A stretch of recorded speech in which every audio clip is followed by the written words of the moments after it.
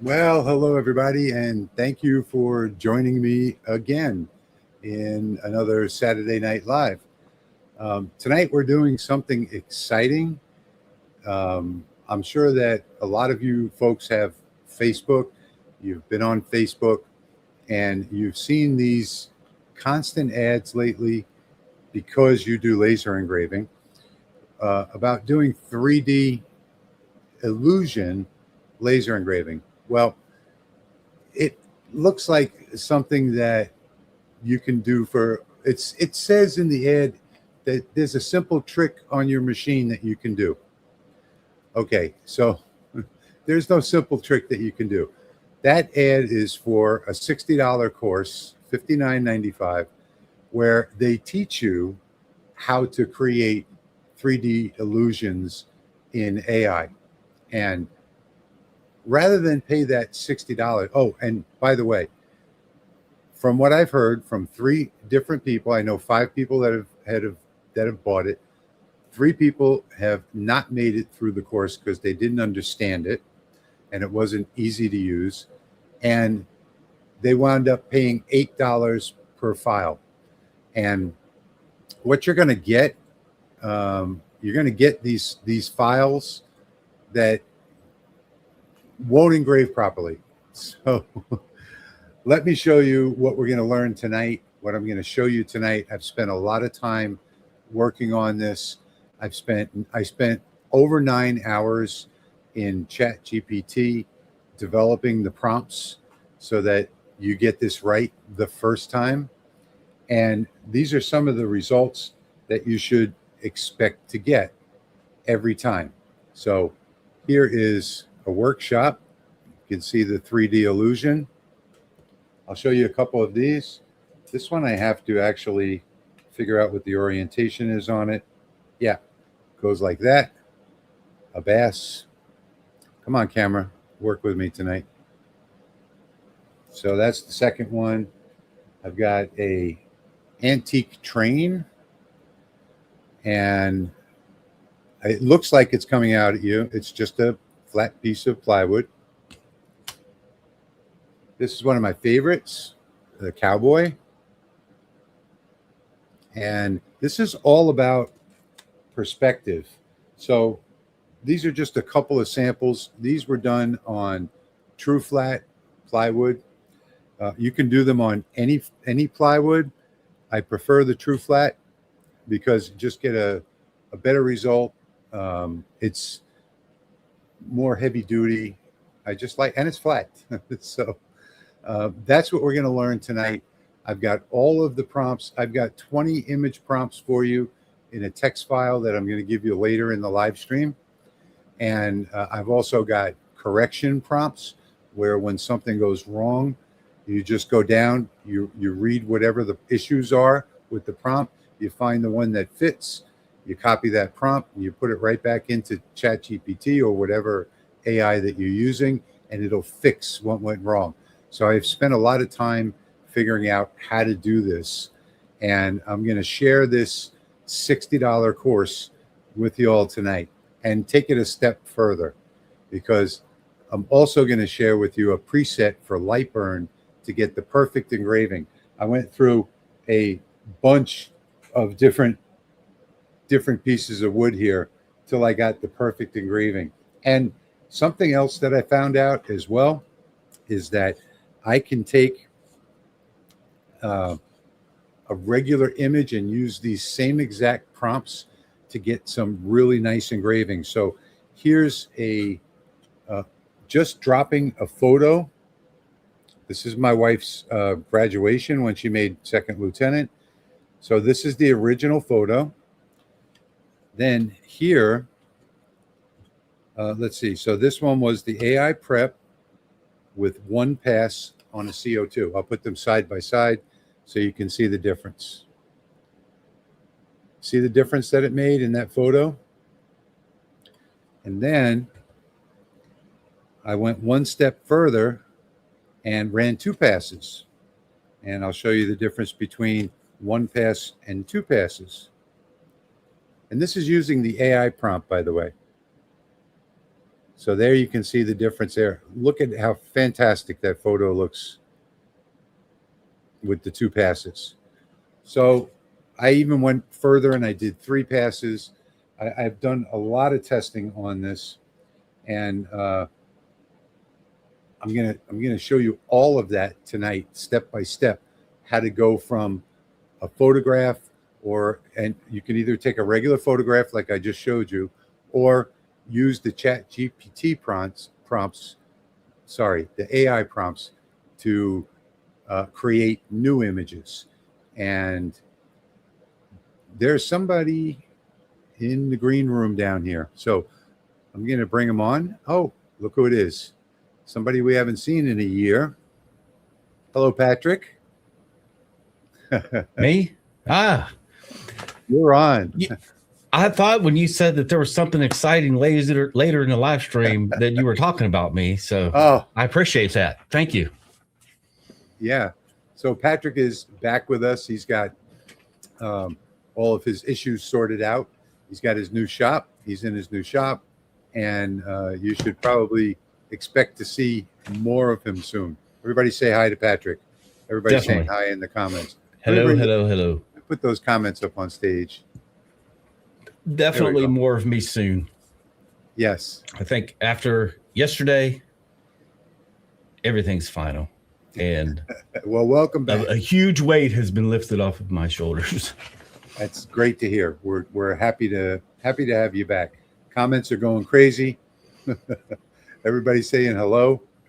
Just keep waving, Patrick. Oh, just hello. Keep doing this. I did see Kate there. Who else?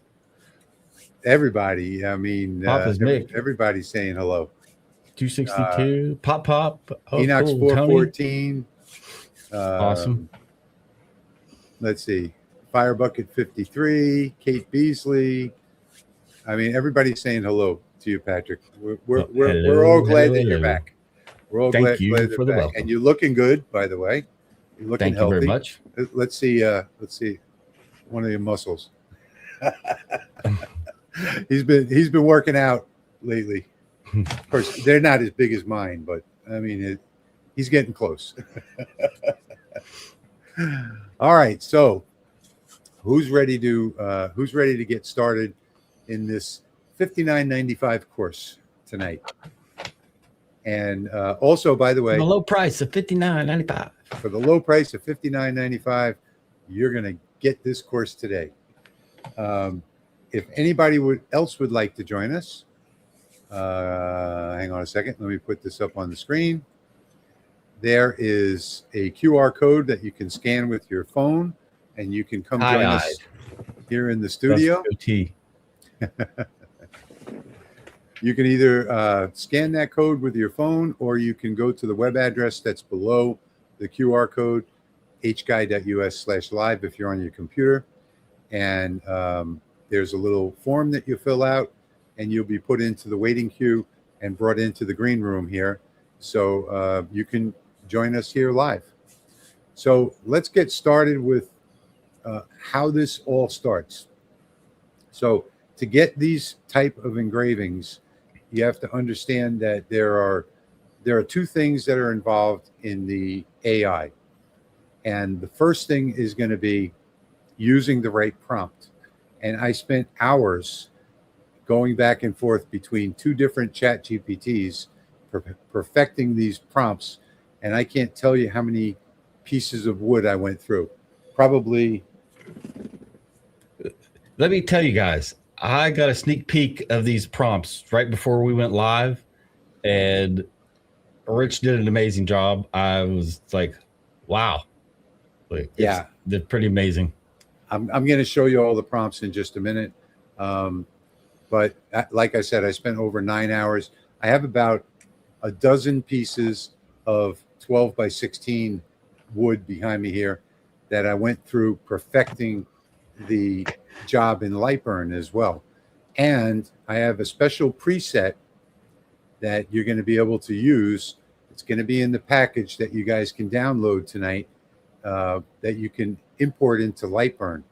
And that preset is what's going to make this work for you. And you can use it in any other software. So tonight we'll have a battle of the lasers. We'll take that is the 50-watt CO2 from IKEA, the master, and that is the Alien Cell 40 watt. So there's going to be a battle of the lasers as well tonight. We're going to run the same exact job at the same exact time on both of them. And I will tell you, don't thank me yet, Kate. And I will tell you that doing this on a diode is going to be the preferred method, because the CO2 takes 2 passes, where the diode only takes 1. And the diode has a different frequency that it works at.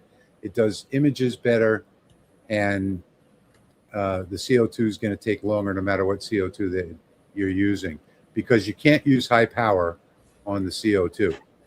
So you're going to see it head to head tonight. We're going to do a project and see how it comes out. In the meanwhile, Patrick did get a sneak peek earlier of the software, and he ran it through one of the prompts through GPT. You want to show him what you got? Oh, yeah, sure. Prompt? Maybe. That's a black screen. Yeah. So that was one of the prompts that he ran directly from my text prompts, and it came out wrong, right, Patrick? Oh, yeah. Let me show the incorrect one first. Okay. So now if you see here, the prompt worked, but there are parts that are detached, right? So I have correction prompts as well. So I told Patrick, go to the correction prompts and use that prompt. Scroll down a little bit so they can see the correction prompt. And that's the prompt that he pasted. That was just copy and paste. And this was the result that came out. Now you can see everything is completely attached.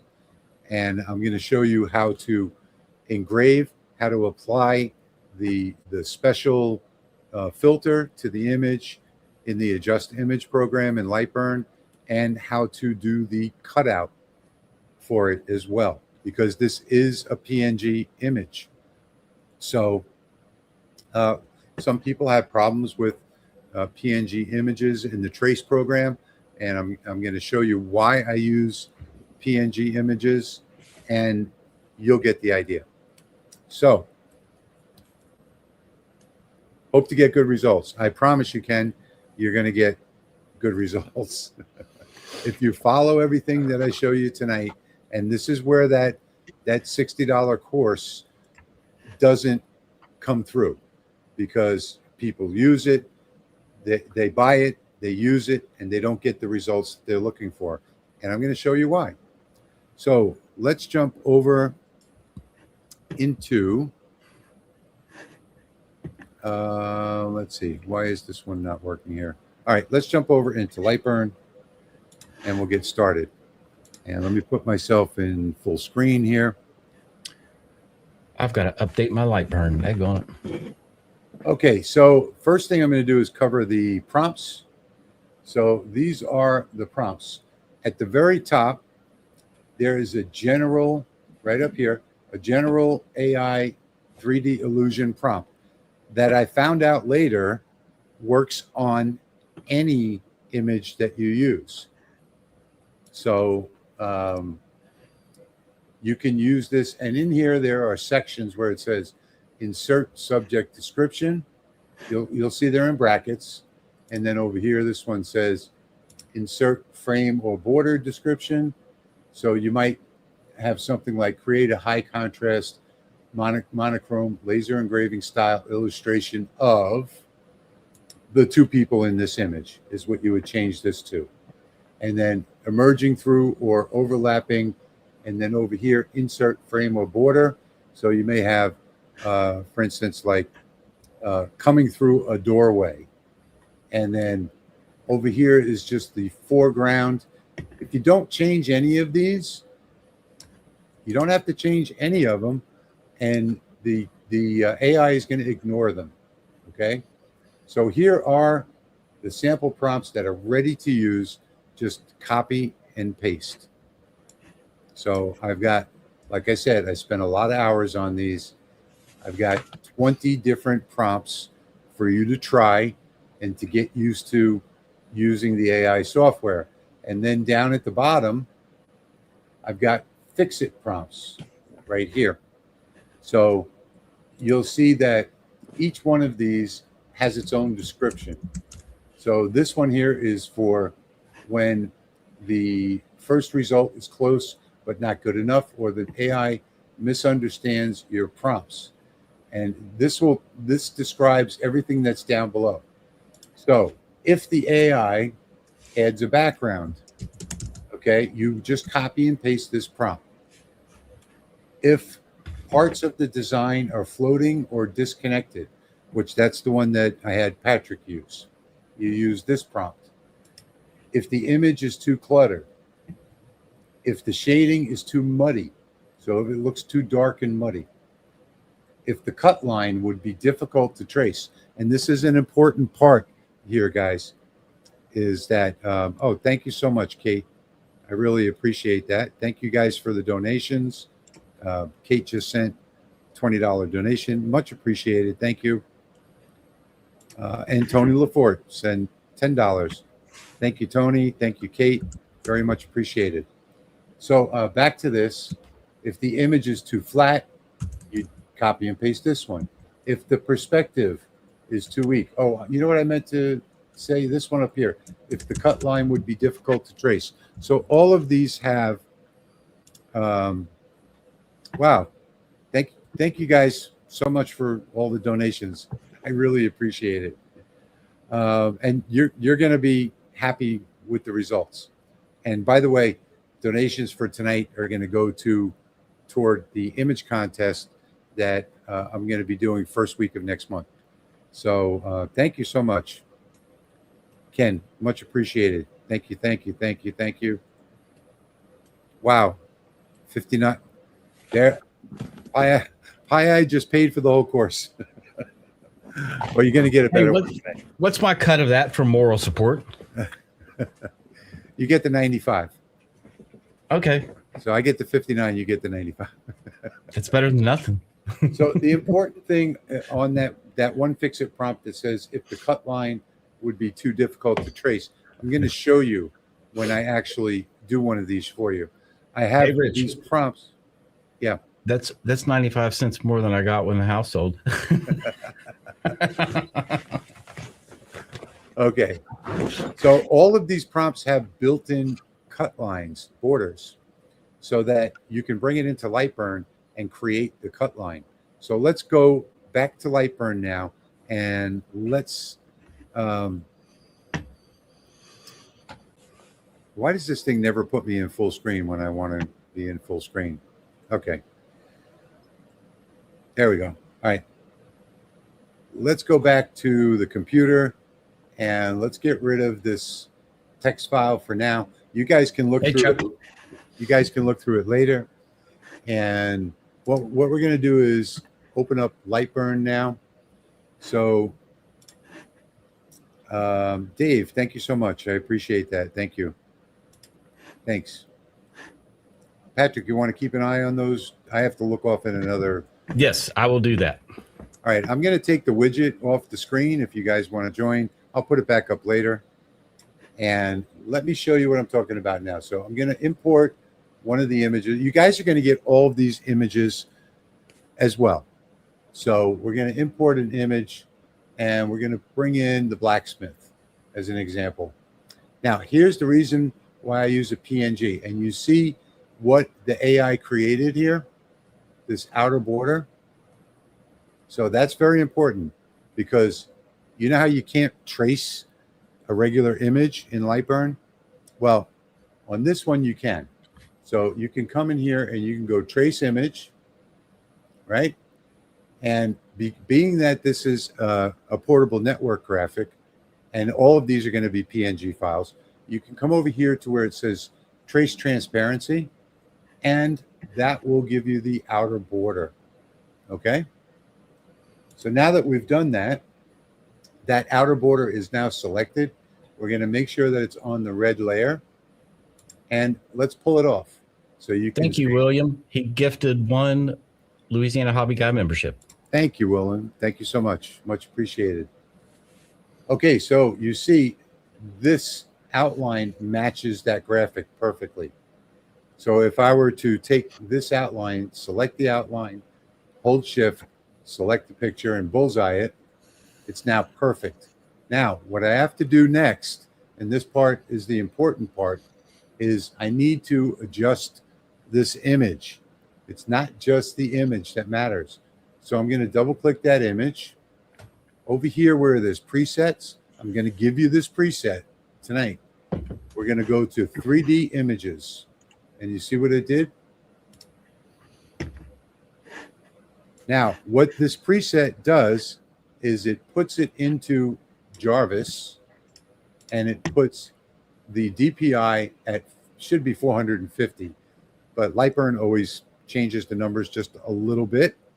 Okay, so 453 is okay. The enhance amount is up, the radius is up, and that's all that needs to be done. And I'm going to say okay. So there is our image now ready for engraving. And like I said, I'm going to give you this preset, and all you have to do is, oh, you see over here on the right side where it says export preset, right next to it, there's another one that says import preset. So the file package that you're going to get later is going to have the preset. You're going to import the preset right here, and then it'll be in your drop down.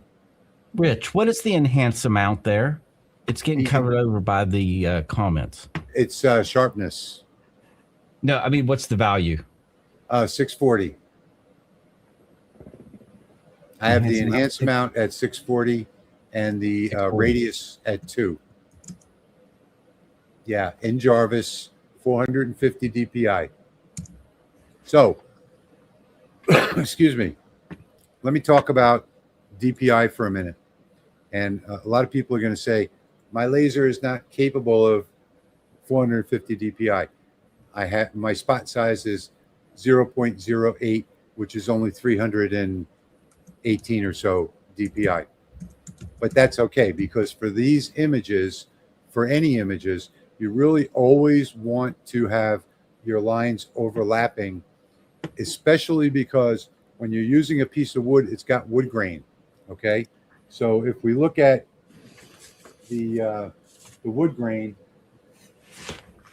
on this picture, where the actual image is, there's 0 wood grain because of the high DPI and the overlapping image. So if you want to see something really close up, let me show you this. So this is a section of the image. If you want, you can crop the image like I did, and like I did in my testing. You can crop out a spot where you have high amount of detail and just use that one piece for your testing. Now, every laser is going to test slightly different, so no, you're not going to get the exact results that you're looking for the very first time. What's going to vary in this formula is going to be speed and power. Okay, so on my 50 watt CO2, I wound up with 400 speed and 400 millimeters per second speed and 40% power. On the diode, it was, this is the 40 watt diode, and let me see what I had that set at.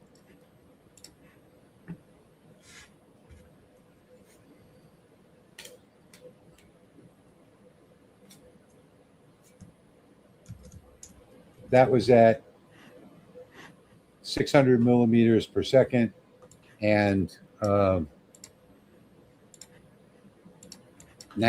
power.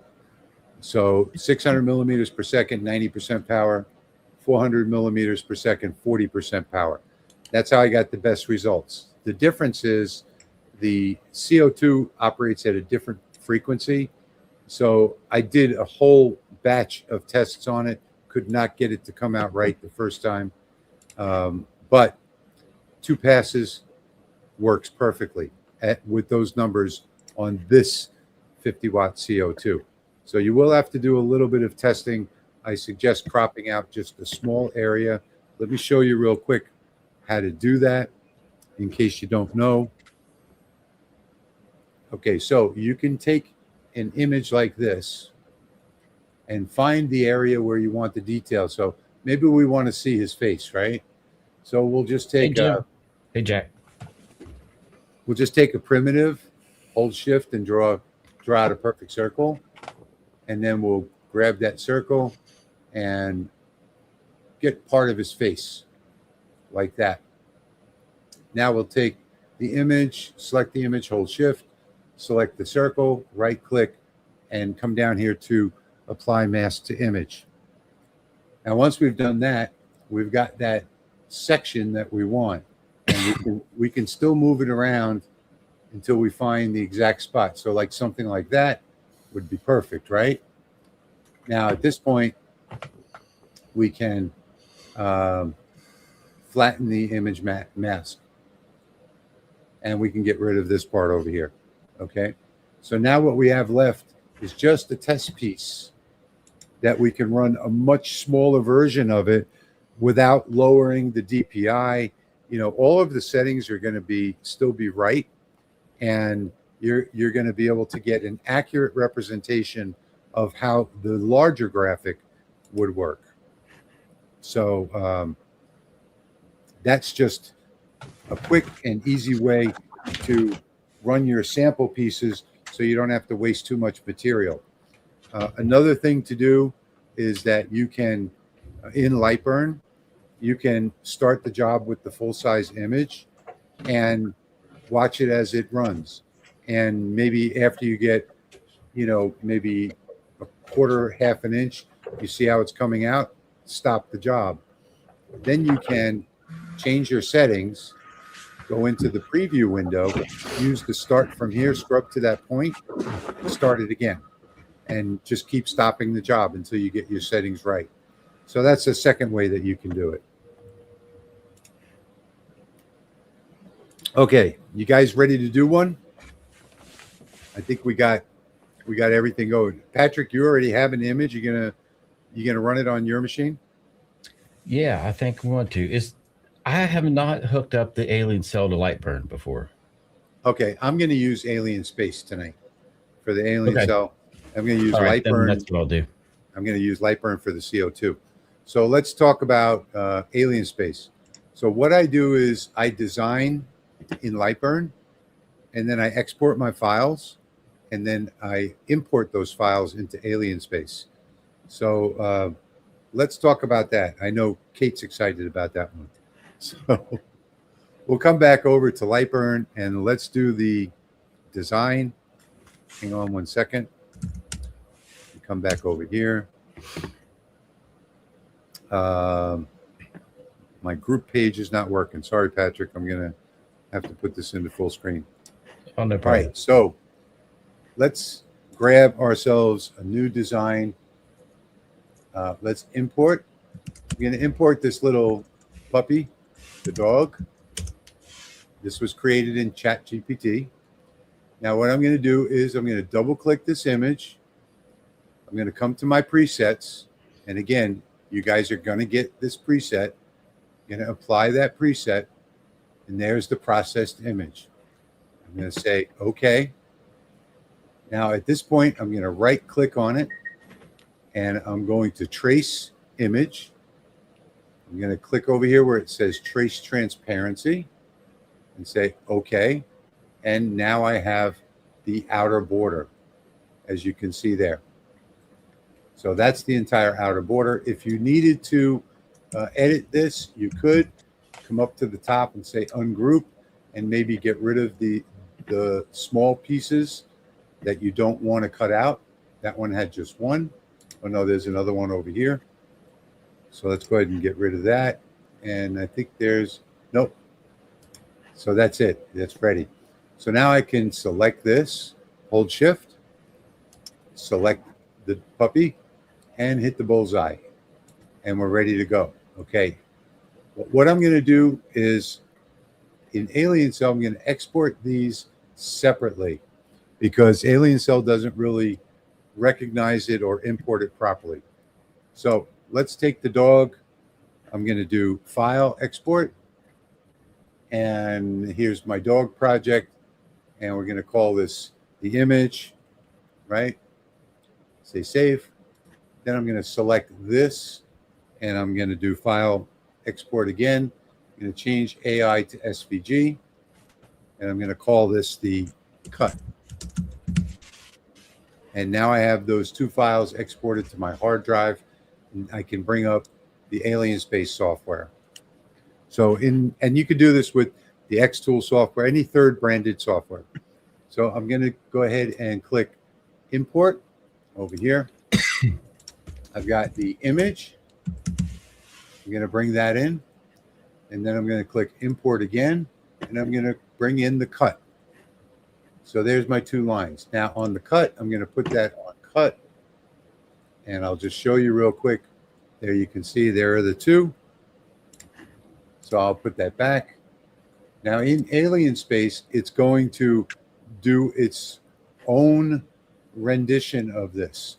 But if you see over here, it's still in Jarvis and it did not, let me turn on advanced real quick. So it did not, it did not change the line interval on the image. The image is correct. It's the one that we processed, but the line interval is off. So you see it's at 0.11. I'm going to change that 0.11. I'm going to put 0.06 because I want the lines to overlap. The air assist is, I like to put the air assist on 25 and the air purifier I put on 50. All right, so now we've got that one done. If I come over here to cut, I'm going to pick a material. I'm going to pick plywood. I'm going to pick 4 millimeter and hit confirm. And the only thing I'm going to change in the advanced, air assist is right at 100. That's right as well. I'm going to click over here on lower the focus. And we're going to make this 1.5 for the cut. So it's going to lower down 1.5 millimeters. Okay. This job is ready. The only thing we need to do is size it. So I'm going to select the whole thing. And what we're going to do is up here where it says mixed, we're going to go with the height. We're going to change the height to 125. Oh, you know what I forgot to do? Hang on. I forgot to lock it. Got to lock it. And then we're going to go back to height, change it to 125. Why is this not working? Why does this always happen on live streams? Let's see. Lock aspect ratio. Okay. Height. 125. There we go. Okay. So it worked that time. That's why I say it's a little screwy. All we have to do now is click align and align center. And it still looks a little screwy. All right, 125. 125.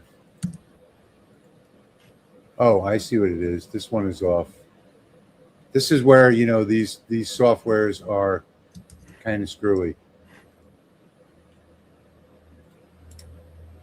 Try this again. Now, I don't know what this is doing here. Try it a third time. All right, so if that's 125, the height is 140. I found the easiest is to just grab it, hold shift, and drag because resizing typing numbers frustrates the hell out of me. Yeah. I don't know why that is. It's still going to be hard to line up. Okay, that's close.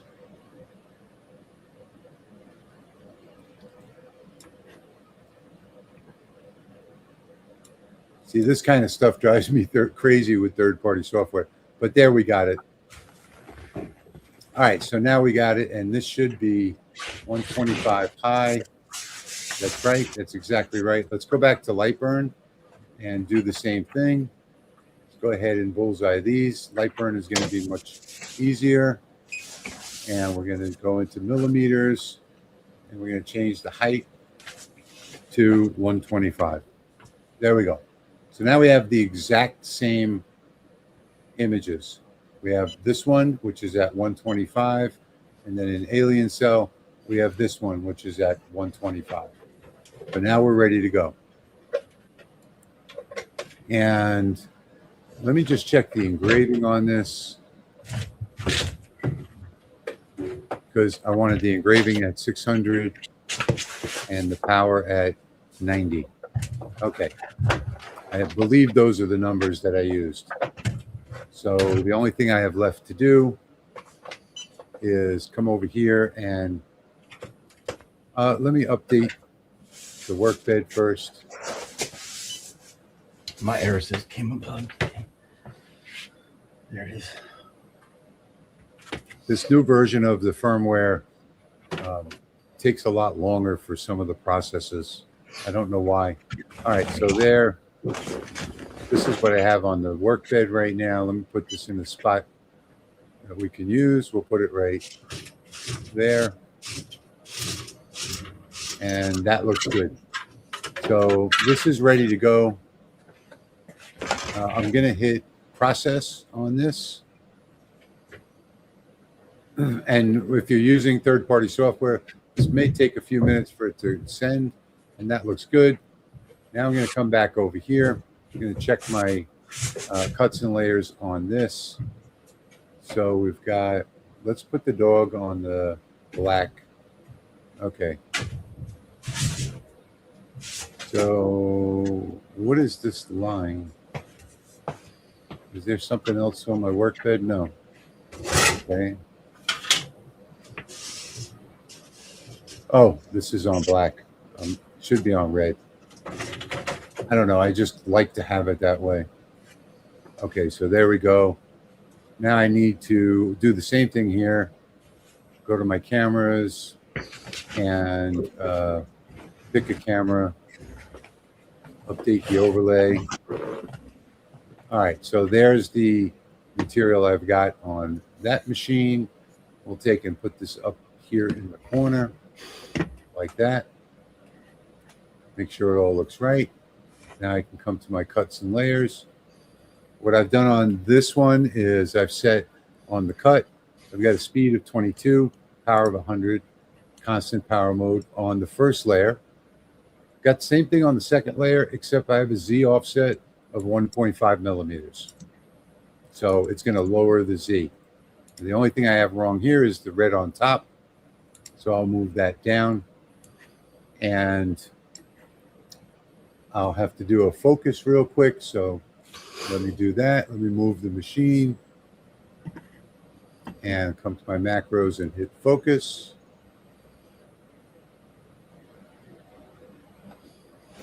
And this job is ready to run. Okay, so let me check one more thing on the image because it has to do 2 passes. Cuts and layers, image. I have it set to 1 pass. All right, so we have to do 2 passes on this for the CO2. So that all looks good, 453 DPI. Everything's set to go. I'm going to hit start on this one. And then I'm going to, at the same exact time, reach behind me and press the blinking button on the alien cell. Make sure that it's, well, the button on the alien cell stopped blinking, so I guess I have to send that job one more time. Or did I ever send it? I thought I sent it. All right, so there we go. It's ready. I'm going to hit start over here. Say yes. And hit the blinking button at the same time. So now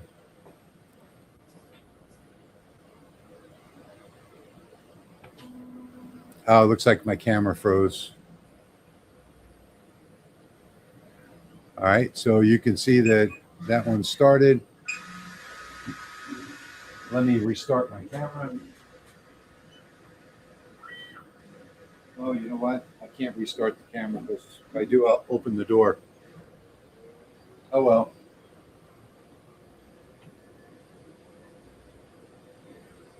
Let's see.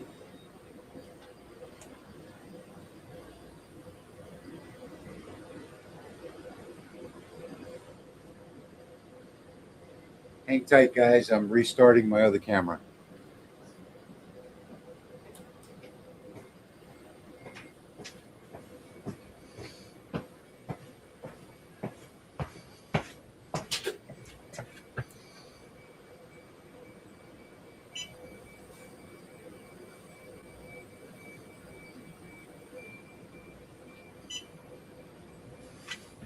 Did this to me in the last live stream. I don't know what's going on.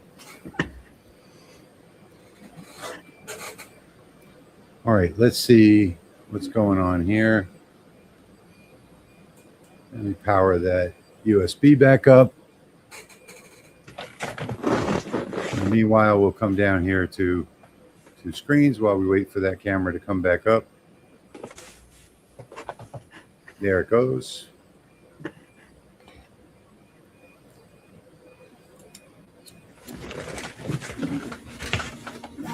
This is just typical for a live stream.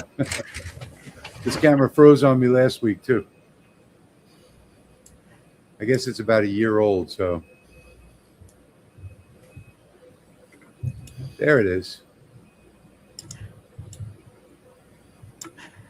So the CO2 is running right now at, I believe it's 400 millimeters per second, is what the number I came up with was.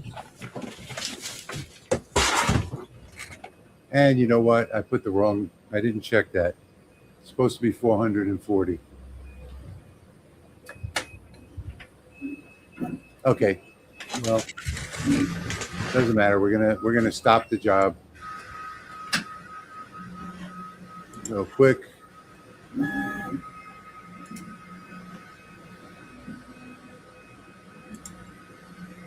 And I'm gonna rehome and restart it in a different place. Actually, you can say it could stay in the same place.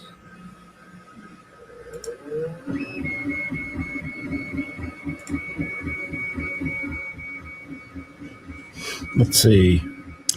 I think I've got a live view there up and running. Yep. I'm going to run that motorcycle.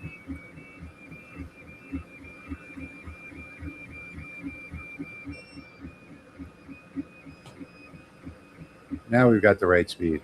And it's going to do a little bit of it twice. And you should be able to see where that black is coming out now on that second pass.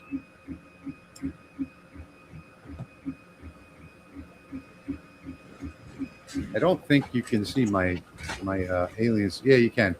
There's the alien cell. Now you see how that black is coming out on the CO2 on the second pass as compared to where it hasn't gotten to yet. Let me pop this up full screen so that you guys can see it real quick. See the difference?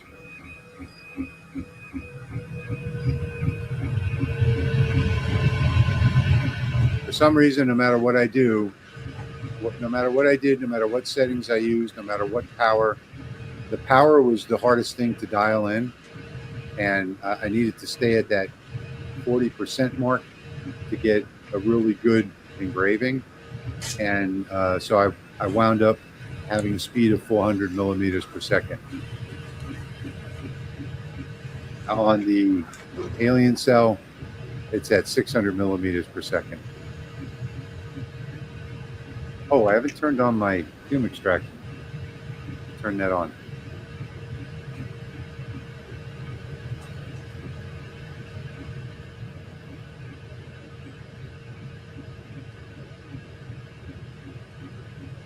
There we go. All right, now I've got both of them on. And don't forget, guys, later on, I'm going to give you all of these files. I'm going to give you all of the images that I generated. I'm going to give you all of the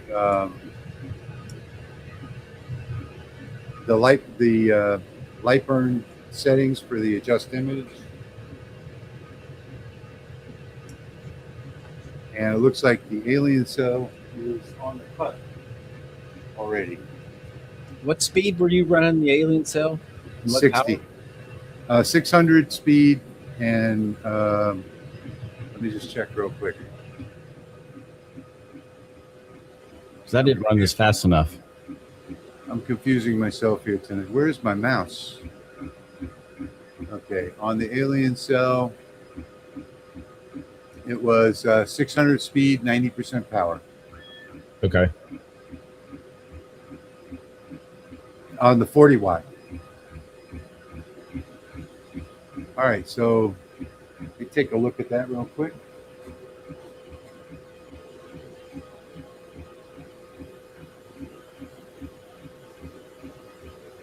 I'm going to run mine twice. I'm going to run a second time at 690.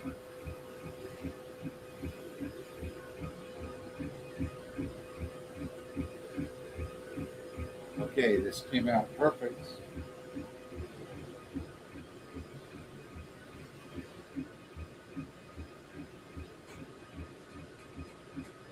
Now, there is one thing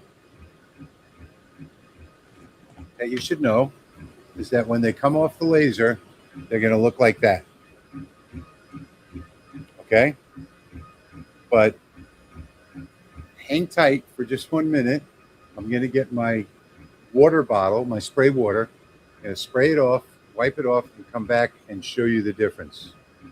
In the meanwhile, we can go back to the CO2. And there you can see how it's not removing the top layer. And there is also a trick to doing this with any type of plywood as well. Hold on.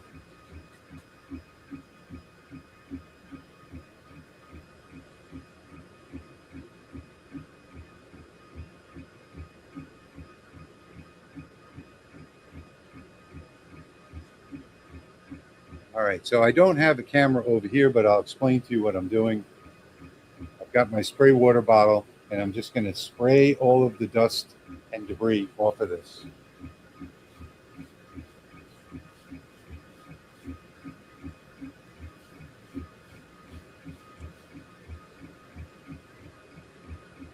And that's it. Took about 6 sprays of the water bottle. We wipe it dry so that I can show it to you.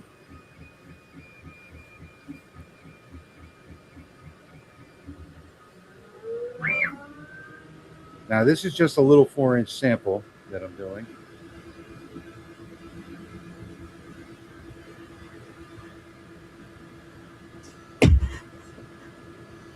Okay. Let's come back here. Let me put this in full screen so you can see it better. And there is finished product. Hopefully, I have to keep my head out of the way. Let me get closer. And you see there is absolutely zero wood grain in this image. And that's because of the high LPI. All right. So we got the first one done. Now on the second one, this one is going to take a while because it has to run 2 passes and it's running 200 millimeters per second slower.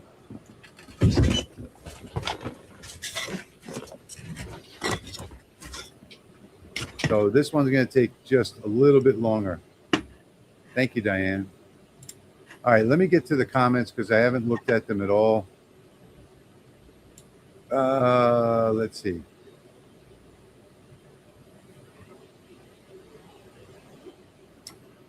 Greetings from Texas. Oh, you're welcome, Mick. Wait till you get all the files. I'm going to put those up in just a minute.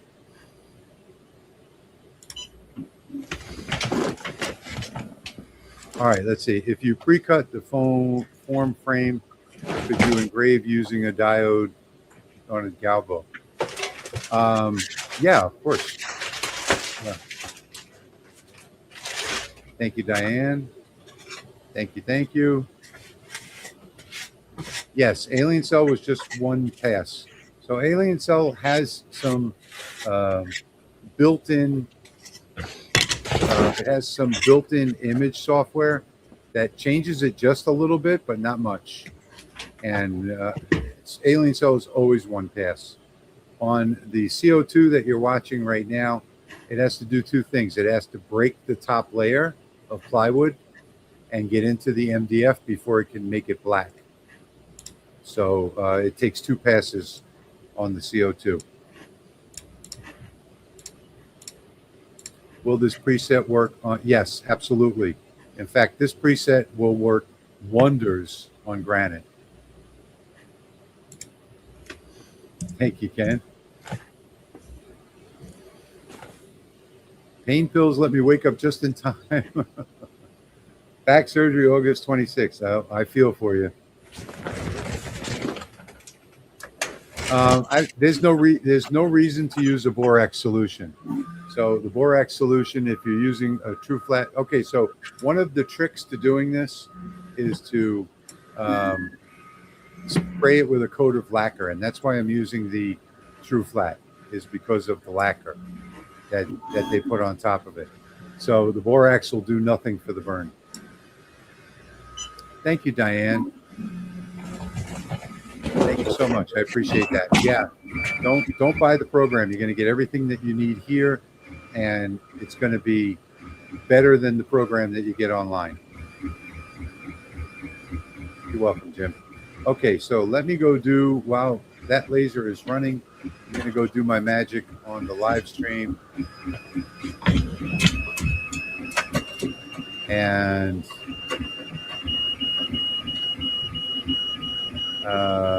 YouTube Studio. I'm going to go ahead and add the download for everybody.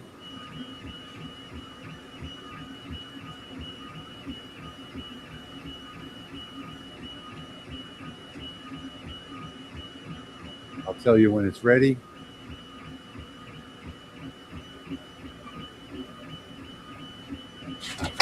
All right, I got a better camera view for you guys here. Hang on a second, Patrick. Let me put you in. Oh, I don't need to put you in full screen yet. All right, let me finish doing what I'm doing. Okay, now I'm up there. You can do it yourself. All right.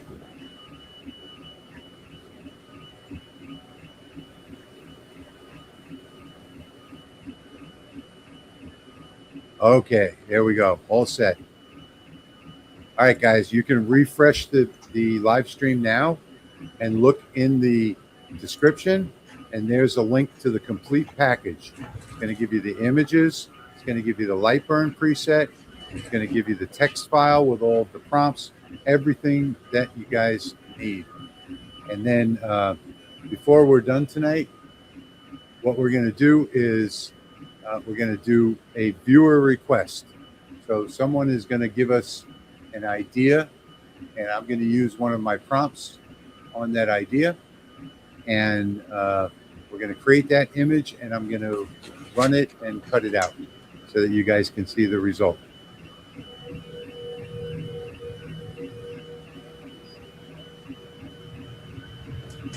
Thank you all so much for donating tonight.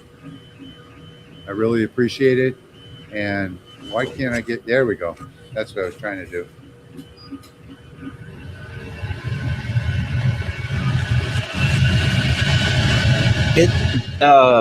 It didn't kick on my air filtration whenever I started that. Yeah, I've had that problem too, where I've had to turn it on manually. I always forget that it's got to be connected to the Bluetooth. Oh, it's got to be connected to Bluetooth and not plugged in? Yeah, you got to go to the control. Well, now it's running the job, so after the job's over, go to the control panel and connect it to the Bluetooth. Patrick, do you have some water that you can rinse it with when you're done? because that's Yeah, like the I'll key get trick. some.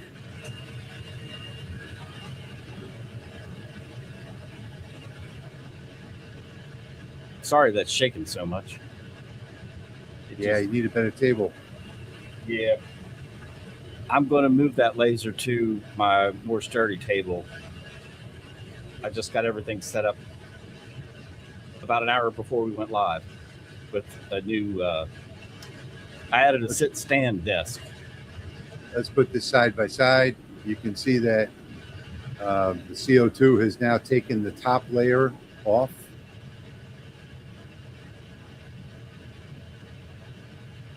Rich, to always use True Flat.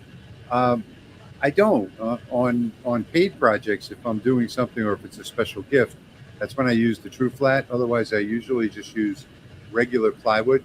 But for doing this type of a job, I'll take that regular plywood and give it a spray of clear coat, 1 or 2 coats of clear coat, and let it dry before I do the engraving, and it comes out just as good.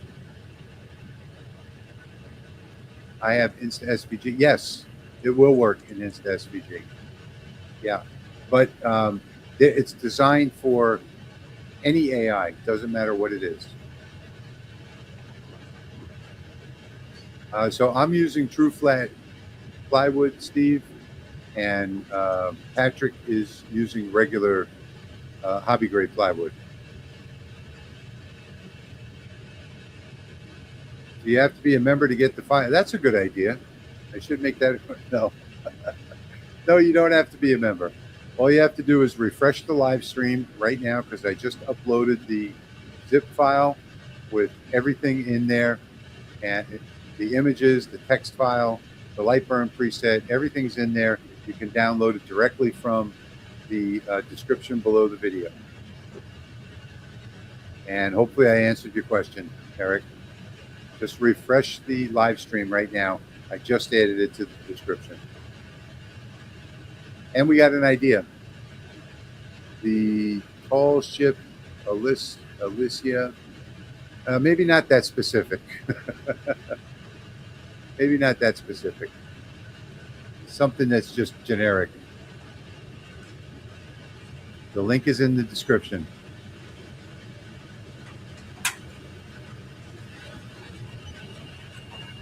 Won't the gloss from clear coat affect the laser? No, it does not. It interacts with the laser frequency, and it actually enhances the image.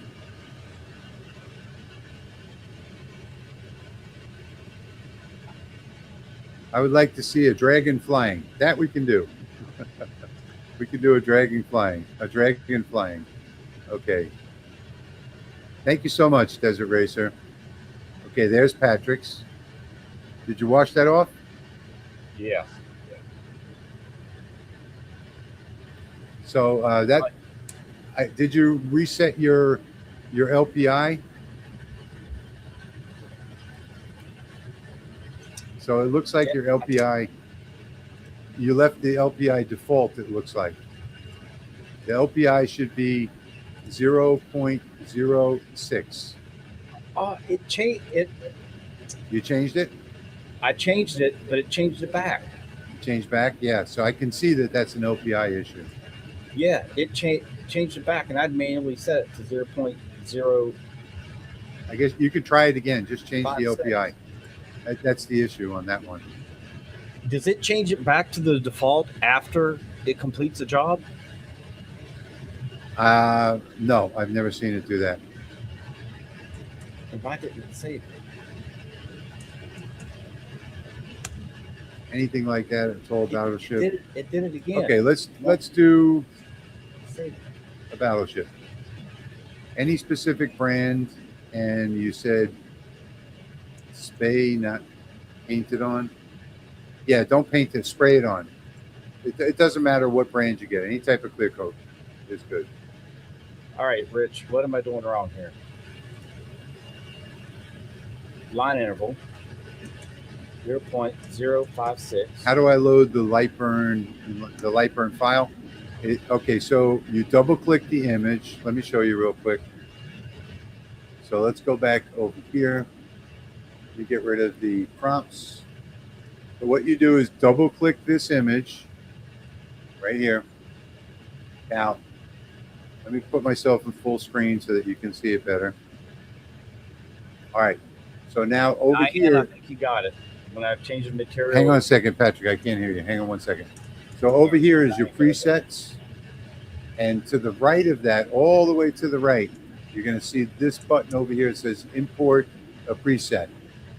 And that's what you're going to click on. And you're going to go to where you downloaded it and double click on the file. And then that preset will be in your drop-down menu. Okay, I'm sorry, Patrick. I can't hear you. I have 2 fume extractors going. No, I'd changed my material, and that's when it won't let you override the parameters.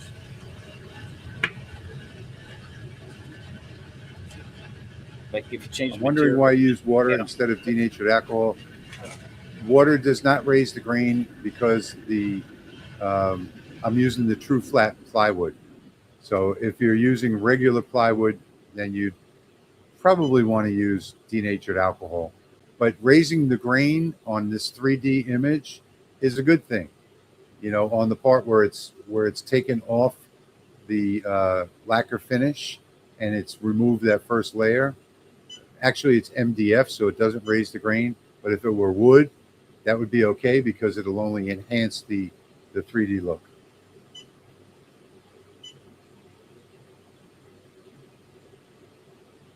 I've had Lightburn change an image file from negative to positive. It shouldn't do that.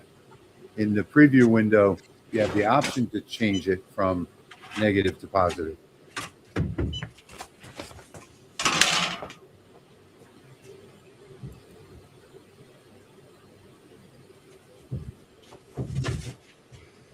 Diane is saying that she noticed that when you change the material at the top, it changes everything to default, Patrick.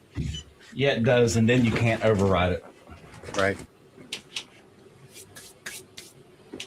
Thank you, Kate. Thank you so much. Yeah, everybody, please hit the like button. That really helps. Helps these videos get pushed out by Lightburn. And I now have Bluetooth connected. I think I have all my settings correct. You're very welcome. Avalee is saying, thank you. Thank you. These images are so nice, and I can't wait to try the prompts. Have fun with it.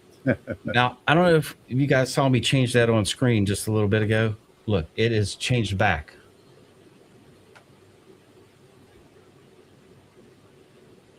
Okay, click in there. Now, yep. No. Change the whole thing. No, highlight the whole thing. Now put 0.06. There you go. That's the right way to do it. Okay. So that's what I did wrong. Okay. You get back to the comments real quick.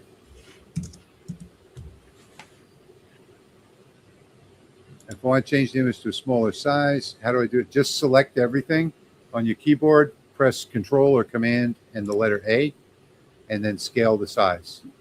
If you're using an alien cell, you'll hold down Shift while you do that. Thank you so much. I appreciate that. That's why I do these live streams. Yeah, True Flat is an amazing product. And, you know, a lot of people complain about the price because it's $5 for a sheet of 12 by 19, but it's 12 by 19. You know, it's a big sheet and it's a quality product. And this is the one, what I'm using is 3.5 millimeter MDF core with birch veneer, and it's worth every penny. Now you guys can see the detail coming out on the CO2. And I tried this on my 80 watt CO2 as well. And I had the same issue. It's got to be something to do with the frequency. So here, take a look. See how it's bringing out the detail now, engraving the MDF underneath the plywood.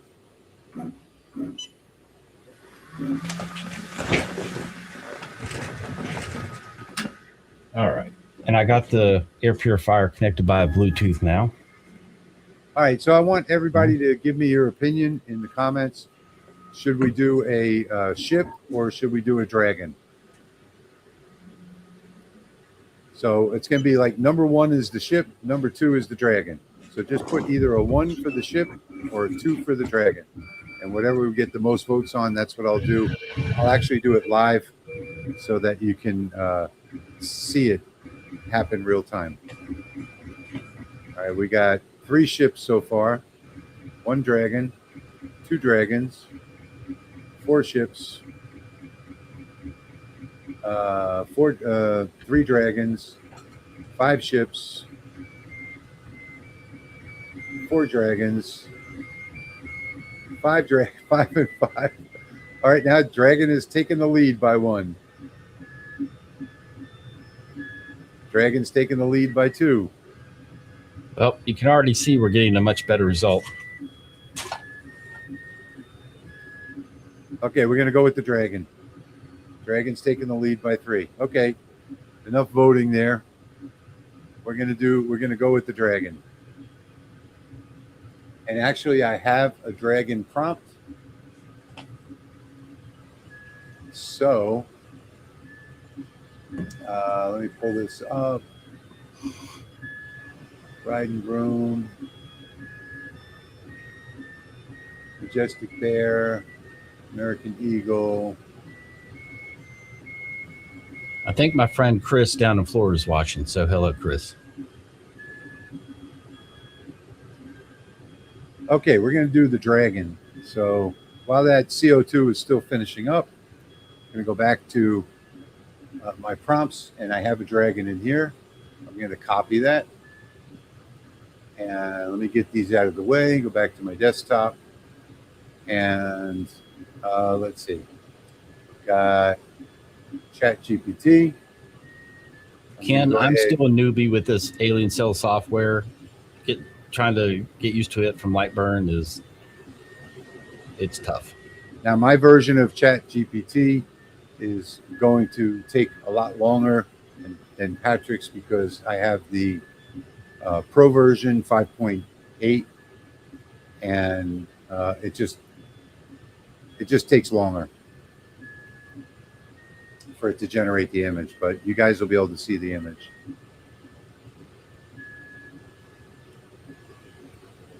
I'll come back to that. I'll come back to that when it's finished generating.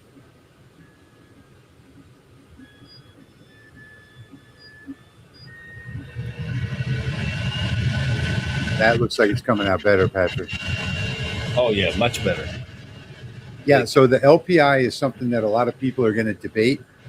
When you're doing images, you do not need to stick to the size of your spot size. So if you have a diode laser that has a 0.08 spot size, most of the time most people are going to recommend do not go lower than the spot size that you have.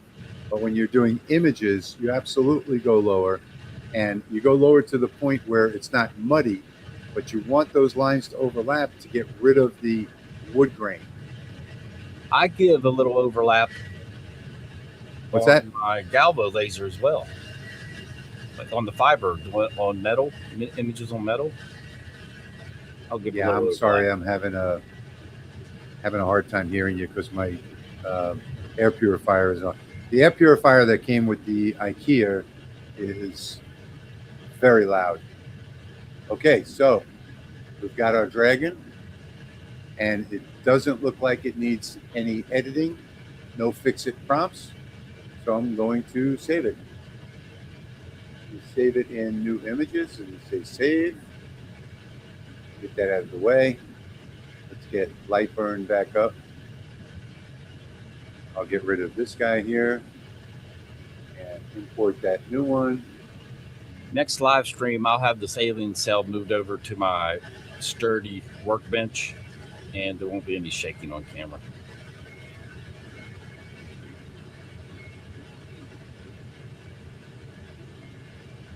And it should be there it is. All right, so there he is right there. So this is the image that I just generated. I'm going to double click this image once again.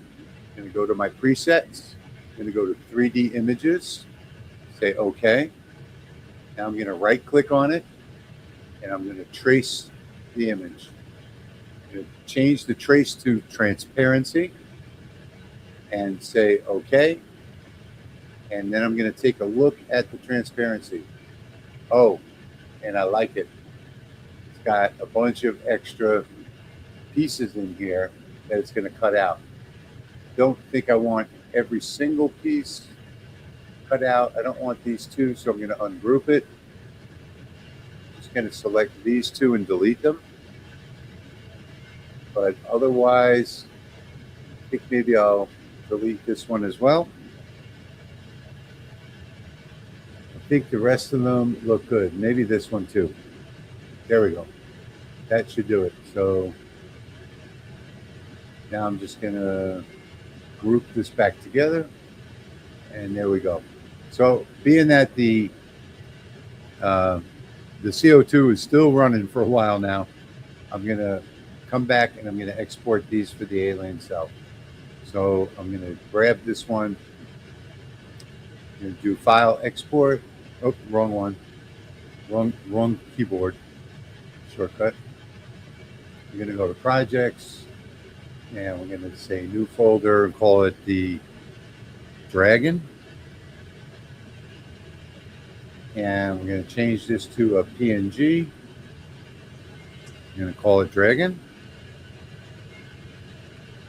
And then I'm going to grab this one. I'm going to do the same thing, File, Export. This one I'm going to change to a SVG. I'm going to call this one Cut and save that. Now I can bring back up the Alien Cell software. You can get rid of this guy. I'm going to do an import. Do the image first, and then I'm going to import the second one of the cut. And the cut. So now the cut we want to put on cut like that. And the image, we're just going to leave. This is the right mode, Jarvis. Okay. I'm going to change this to 600. I'm going to change the power to 90. And I'm going to change my, let's see, I got to select just the image. So I can change my, my line interval to 0.06. Bidirectional, that's good. The air assist I want on 25. And everything else looks good. So now on my cut, I got to check it again. 114 should be good. This one has some really intricate cuts on it.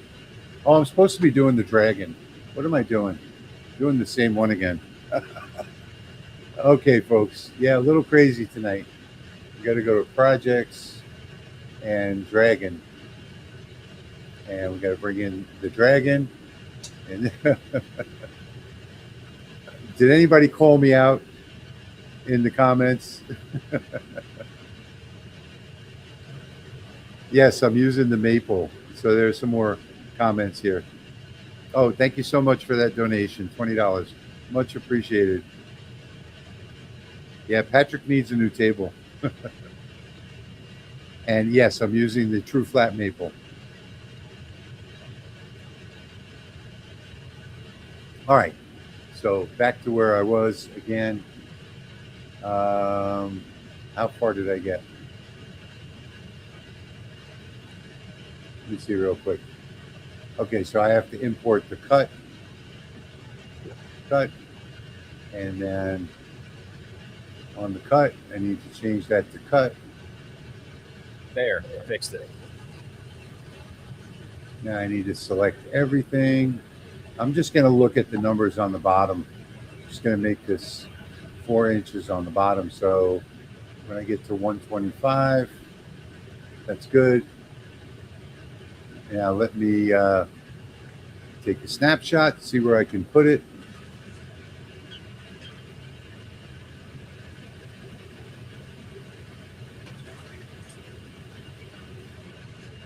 Patrick's doing a big one. Oh, I moved the wood. Let me go put the wood back in place.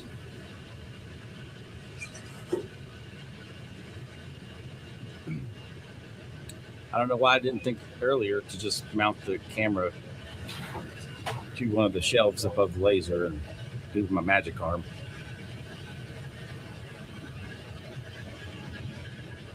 I'm sorry, Patrick. I can't hear you. I got too much noise going on in here. All right, let me. Can you guys hear me out there? Hopefully. Oh, now I can hear you.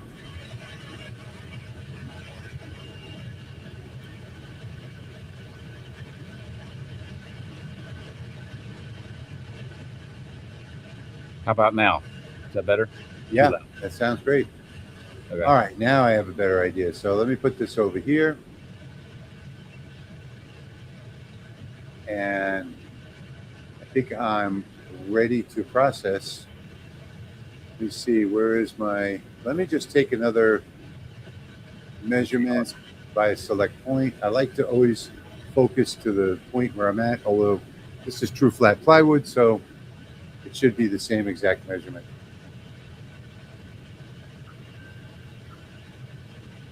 Let's see what's going on with the CO2.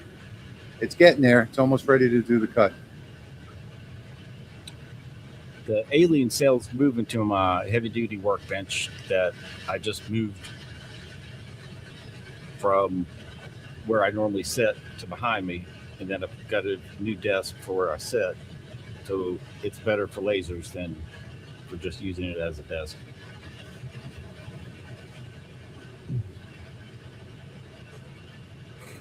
All right, I'm going to process this one. Hit the button, and I can switch over to that camera there, and you can watch what the alien cell is going to do. There we go. Don't forget, folks, all of these files, this whole $59 package that you see on Facebook, this video is a description of how to do it, and it's a better description.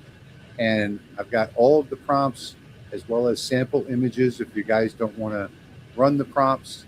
You want to just get right straight to engraving. Everything's in that package. Excuse me. No, this is true flat plywood. So I think I have a link to that in the description as well. I get that from Maker. I can't remember what. What the heck is the name of that company for the true flat? Let me see. I can find it real quick. I get it from Makerflow Craft Designs. Yeah, Makerflow is who I buy the true flat from. The reason I get it from them is the way they package it. So it always comes in a really good package.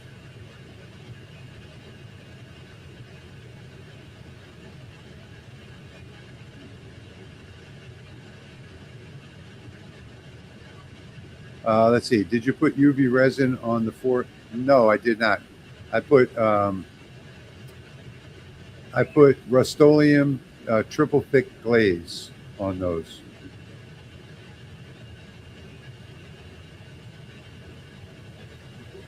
Yeah, there should be a link to Makerflow in the description as well. Hey Ben, glad to see you made it. You're late. Shame on you.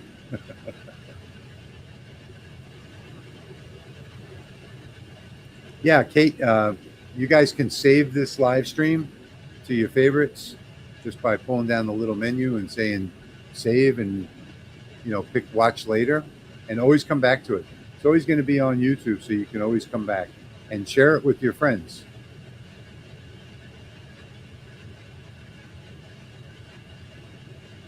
Too expensive in New Zealand. Yeah, I get that. In other countries, it is expensive.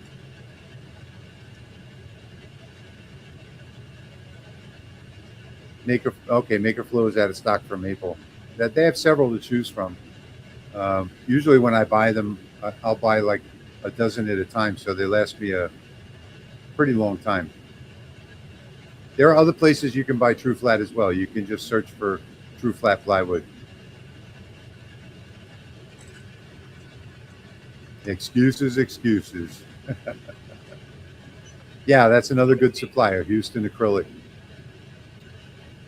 Dummy me, I forgot to change the parameter for the cut. So just did a quick outline. I'm sending it now. I have a prompt for the dragon, and I have a dragon in the files. So yeah, it's included in the files. Let's take a look and see what's going on in the CO2. Still trying to finish up.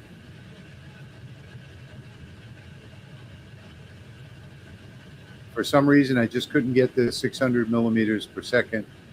I tried everything up to 800 on the CO2, on 2 different CO2s, and it just wouldn't come out right. So 400 seems to be the sweet spot for me.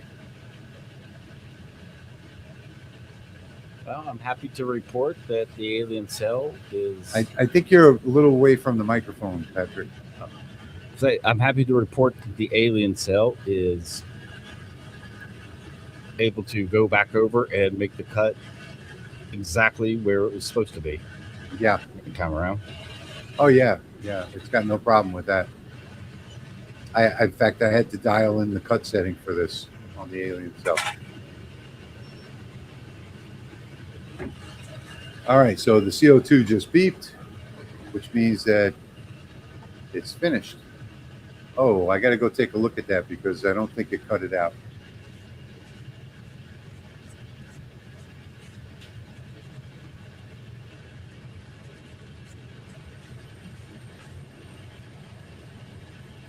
All right, we've got a much better result. Hang on, Patrick. Put yourself in full screen. You still got some lines going on there. Yeah. That's why I like the MDF core. Yeah, this is just that cheap Baltic birch. Yeah. Let me go and see what happened with the... Overall, that looks pretty good. All right, so I have to undo everything that I just did. Better from a distance. Lightburn.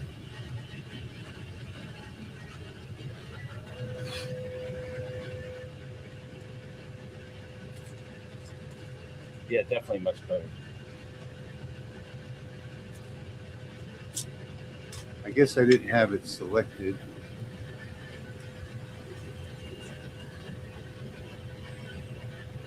All right, so I'm gonna... Yep. The power was the same. That was just the line interval change. Wait, I can't hear you. The power was the same. It was the line interval change is what made that difference.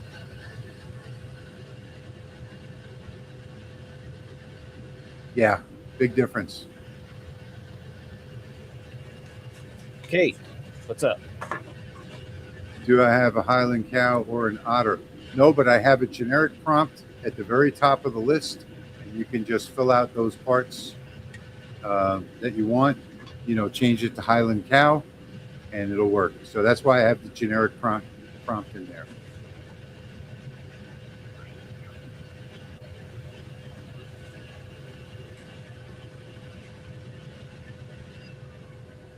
Random question. Do you have the Lumos Ultra set up there? If so, how tall is it with the shield all the way up? And what is the depth of the MOPA plugged in the back of the main unit? I don't have it set up in this shop, no. Sorry.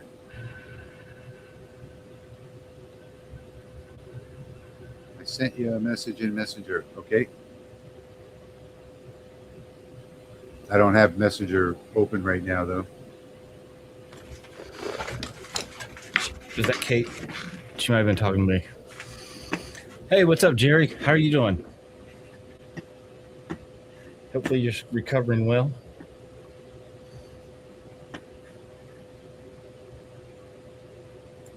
Yeah, for some reason it didn't run the cut layer.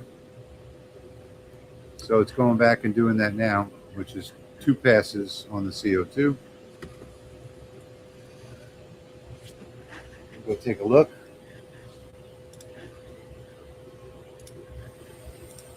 Come on, I'm getting there.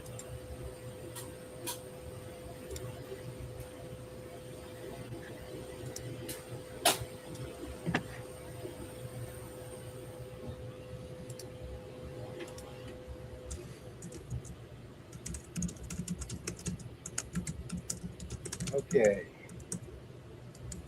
I got it. I have to. Well, let me show you the difference first. So here it is off the CO2.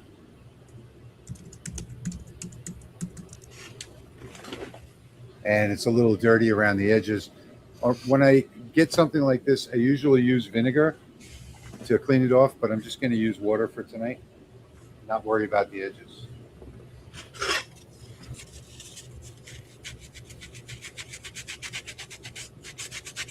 So 6 sprays of water and a little paper towel action. I improvised and used wet microfiber. Yeah. Microfiber doesn't work that good. I'm just using a regular paper towel. Microfibers always get stuck on all the little edges on me. Okay, there we go. Let me put this in full screen so you guys can see this better. And there is the finished product.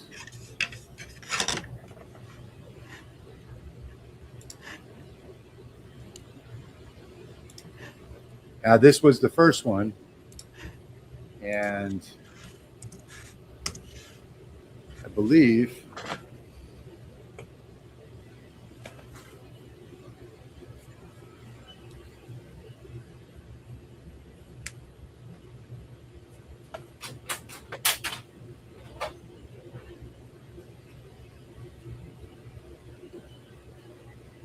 let me cut off some of these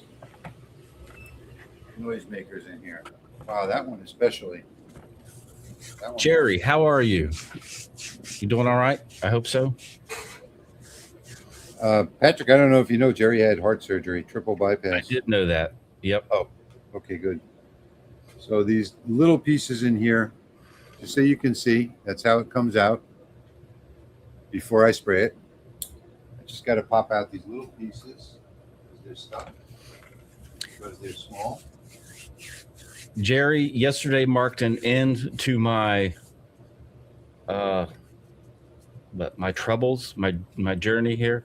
So today starts a new chapter, and I'm definitely going to be back making videos. So I hope to join your live stream very soon.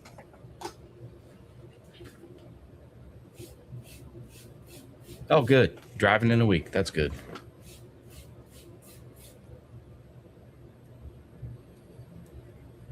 Okay, well, I obviously got something wrong on this one. I think it was the power. No, the speed. Yeah, it was supposed to be 400, not 600. Okay, I screwed this one up. Hey, it happens to the best of us. All right, so this one didn't come out right, but I'm going to run it again. I've already had 2 screw ups. I'm just going to run this job one more time and change the settings. So let me go over and do that real quick.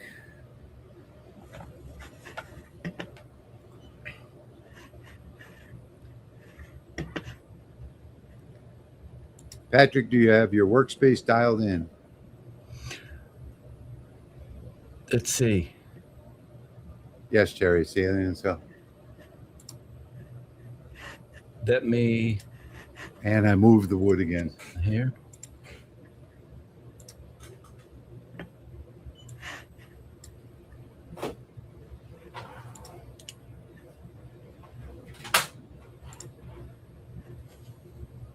Oh, dang it. Why is it doing this? Be different.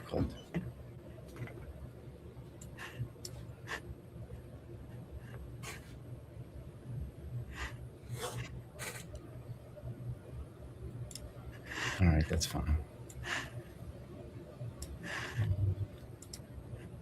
So I see we have new people that have joined us.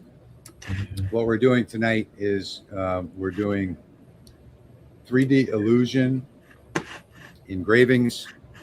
Let me show you what a final product looks like real quick.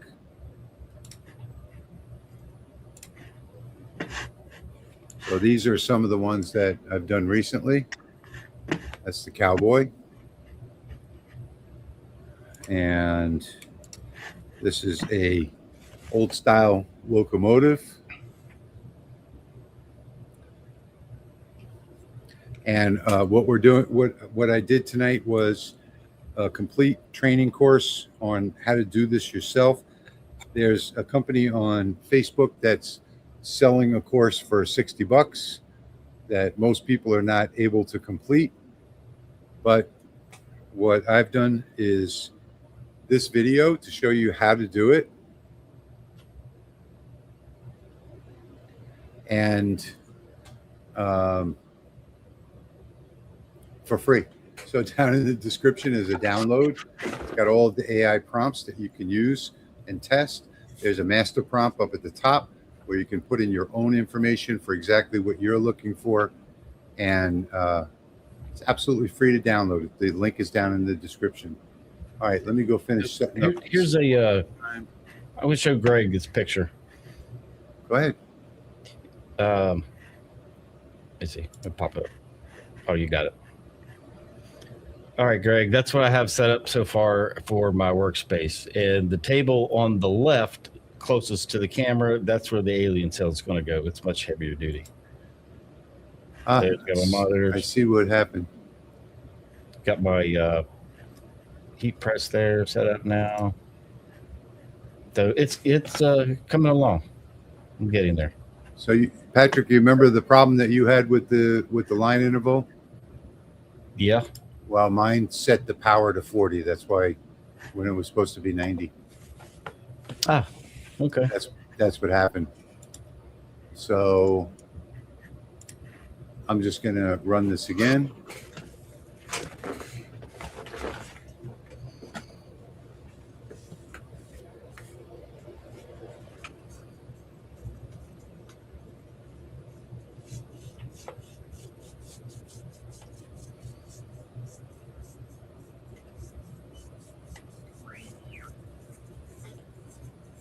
Go back over to the alien cell.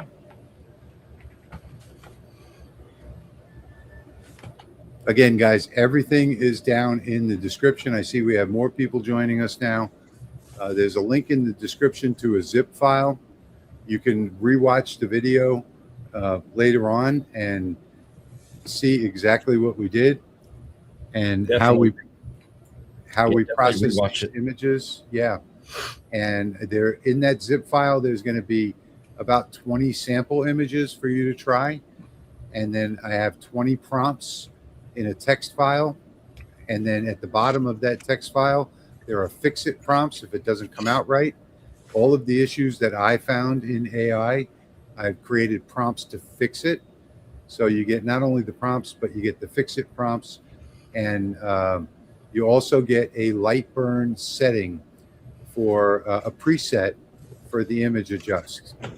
So when you double click the image in Lightburn, there'll be a little right next to the presets, you'll see a button that says import, and you import the preset that I created, and you'll be able to get the same results that we're getting. DTF transfers. Greg was wondering what I was using the heat press for. Oh, cool. Hey, Rich, that thing I've been talking about will happen by next Friday. Woohoo. Okay. Oh, I think I know what that is. Yeah. Congratulations. Yeah.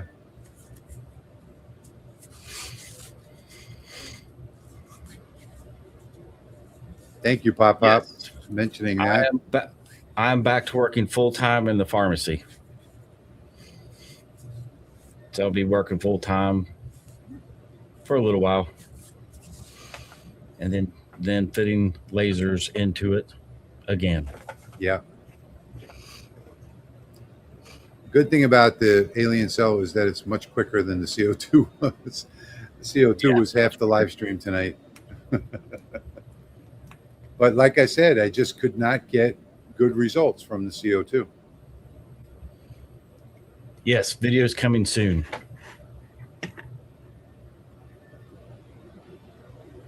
Thanks, Greg. Oh, Kate sent another message.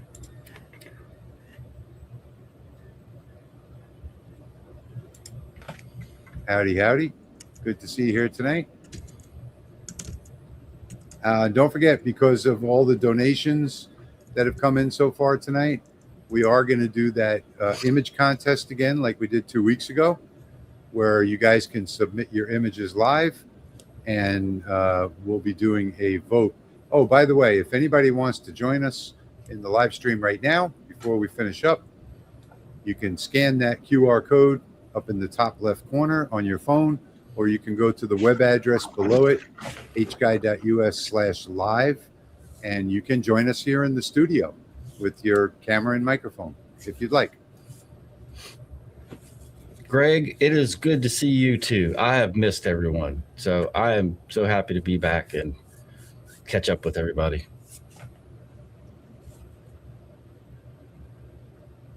Okay, I've opened the queue. If you guys want to join in, just scan the QR code on your phone or go to hguy.us/live on your computer, and you can come and join us here in the studio.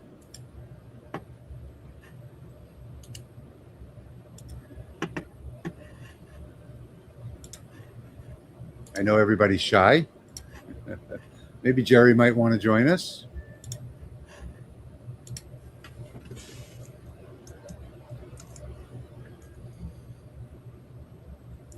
Too many people on. Oh, no way. We can have up to like 15 people on here.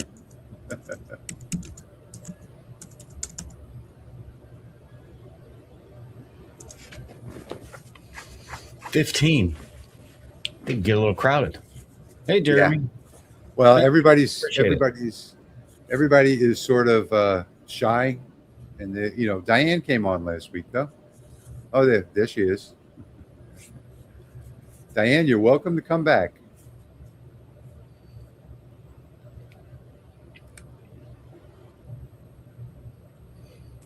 Sycamore Laser says, I did not donate, but I upgraded my Patreon.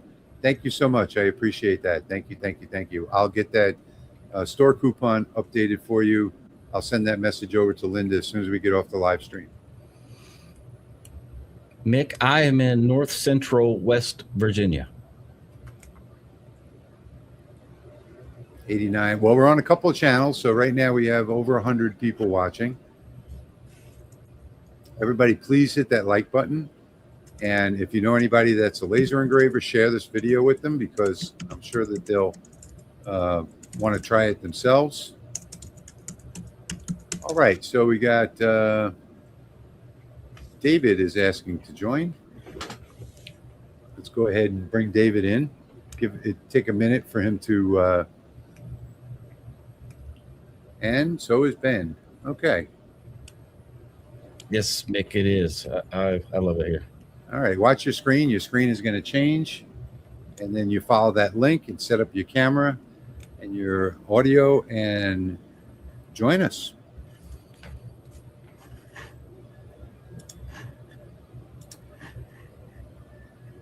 We are on More Than Lasers. So I should have gotten a banner for Patrick's new title. Oh. It's youtube.com/@morethanlasers, MOORE. Patrick, you want to make a banner? Yeah, I can do that. Oh, there we go. There it is right there.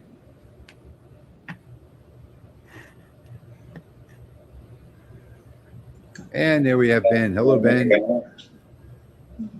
Yeah, I can do that. Oh, there we go. There it is right there.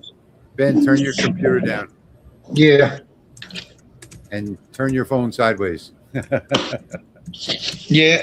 Last time we had to do that. Yep, there he is. So I made it. Ben Capabianco. He's from Florida, one of my friends. Thank you for joining us tonight. Hey, Ben, how are you? Hey, Patrick, nice meeting you. Nice to meet you. We're still Hey, waiting on Rich, I Dave. want to show you why I was late.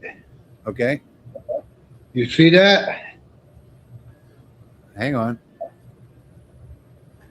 Oh, yeah, you're getting ready for your new one laser? Yeah, it's coming the 20th, so they say. Cool. I got the table I made, Very and nice. I'm remodeling the whole thing. I'll tell you, 73 years old, it's taking its toll. I know how that is. Yeah, it's good to be young. Yeah. So, David, I sent you that invite. I don't know if you're having a problem setting up or whatever.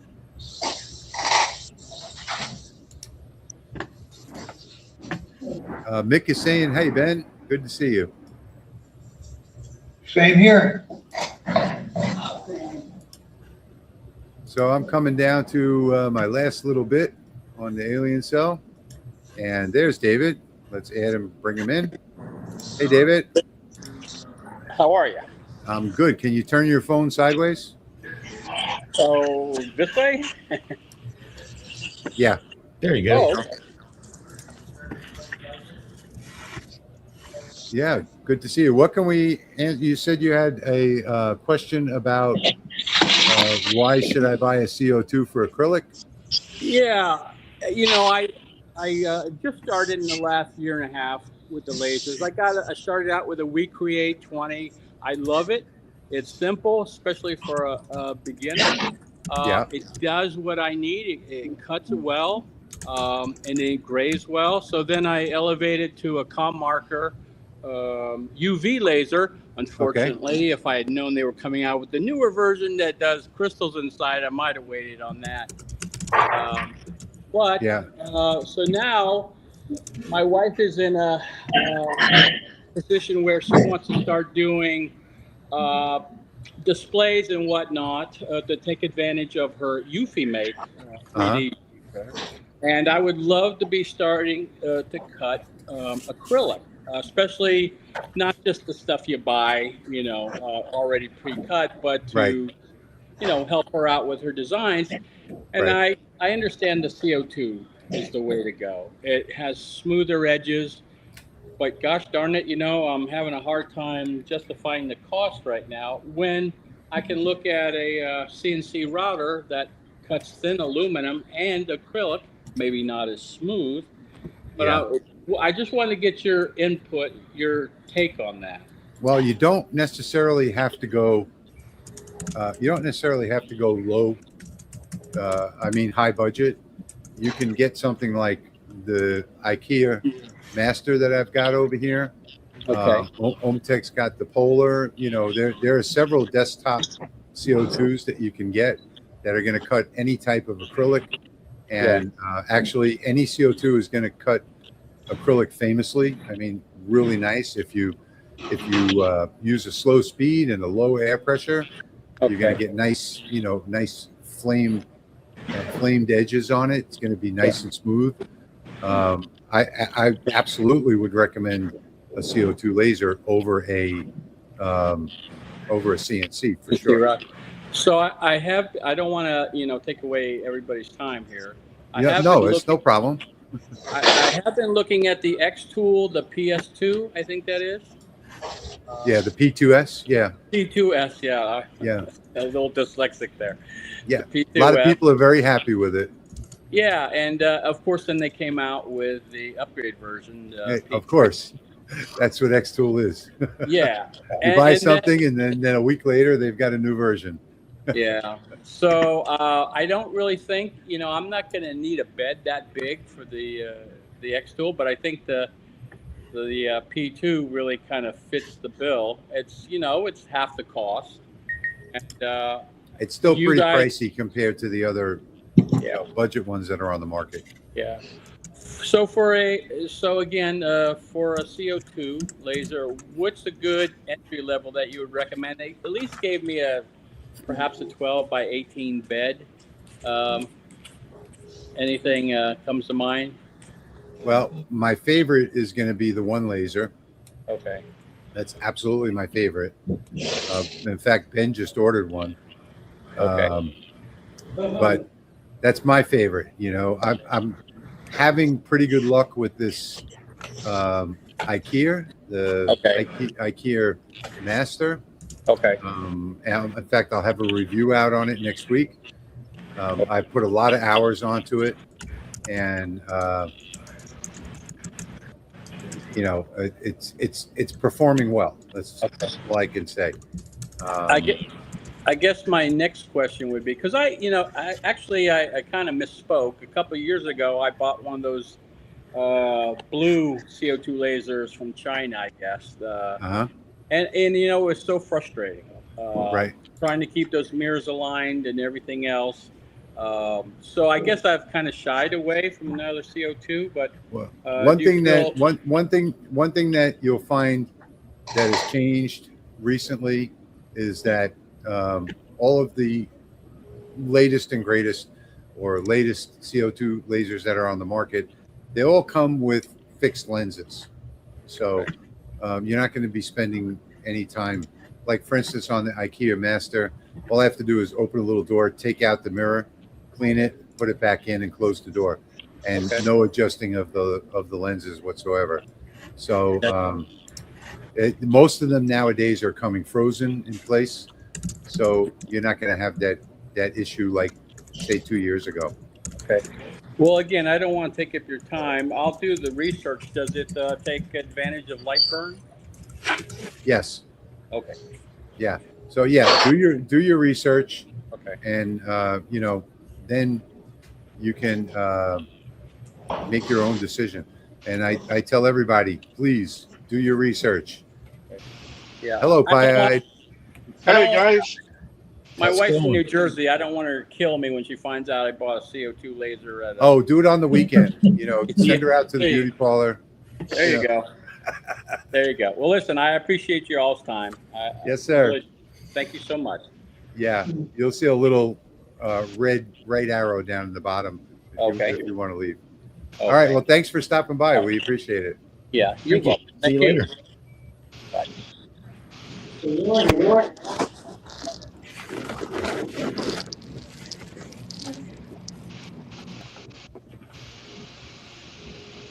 All right. So while David's figuring that out, we'll take him off the stage here. There goes my my air compressor. How you doing, Pie-Eyed? What's your name, by the way?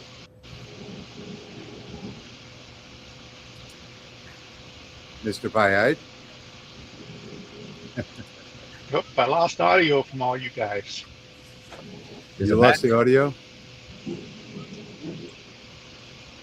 There's a little settings button where you can pick your audio. Should be a gear icon, I believe. I'm not quite sure what your screen looks like. And Alien Cell is now finishing up that job that was requested. Patrick, help him with his audio if you can. I think you have the same screen as he does. You should see a gear icon down at the bottom.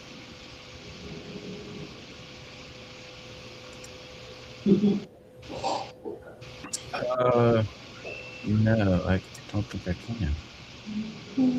Well, yeah, I do. I mean, should. If you look at the very bottom of your screen, 1, 2, 3, 4, fifth icon over is the gear. If you click that and then go to audio in the menu, you can select your mic and your speaker.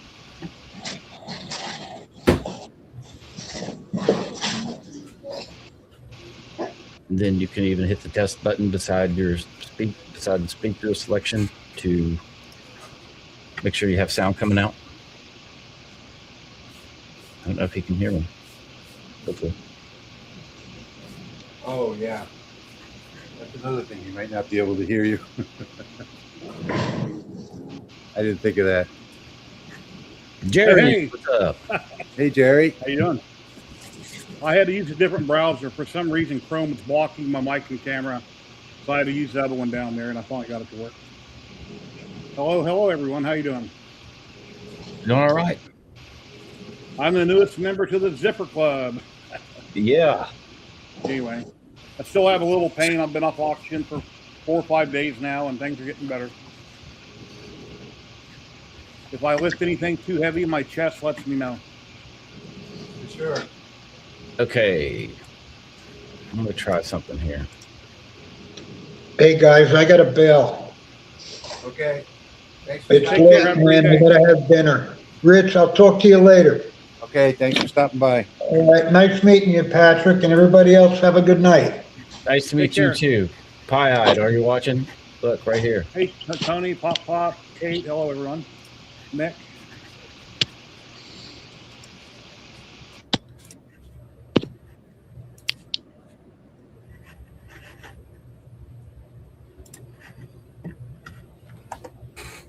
Hopefully that might have helped if you saw that. Okay, well, here is the dragon. Or did you leave? No, it went blank.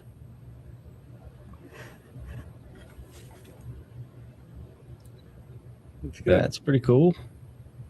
Once it dries a little bit, it'll look better.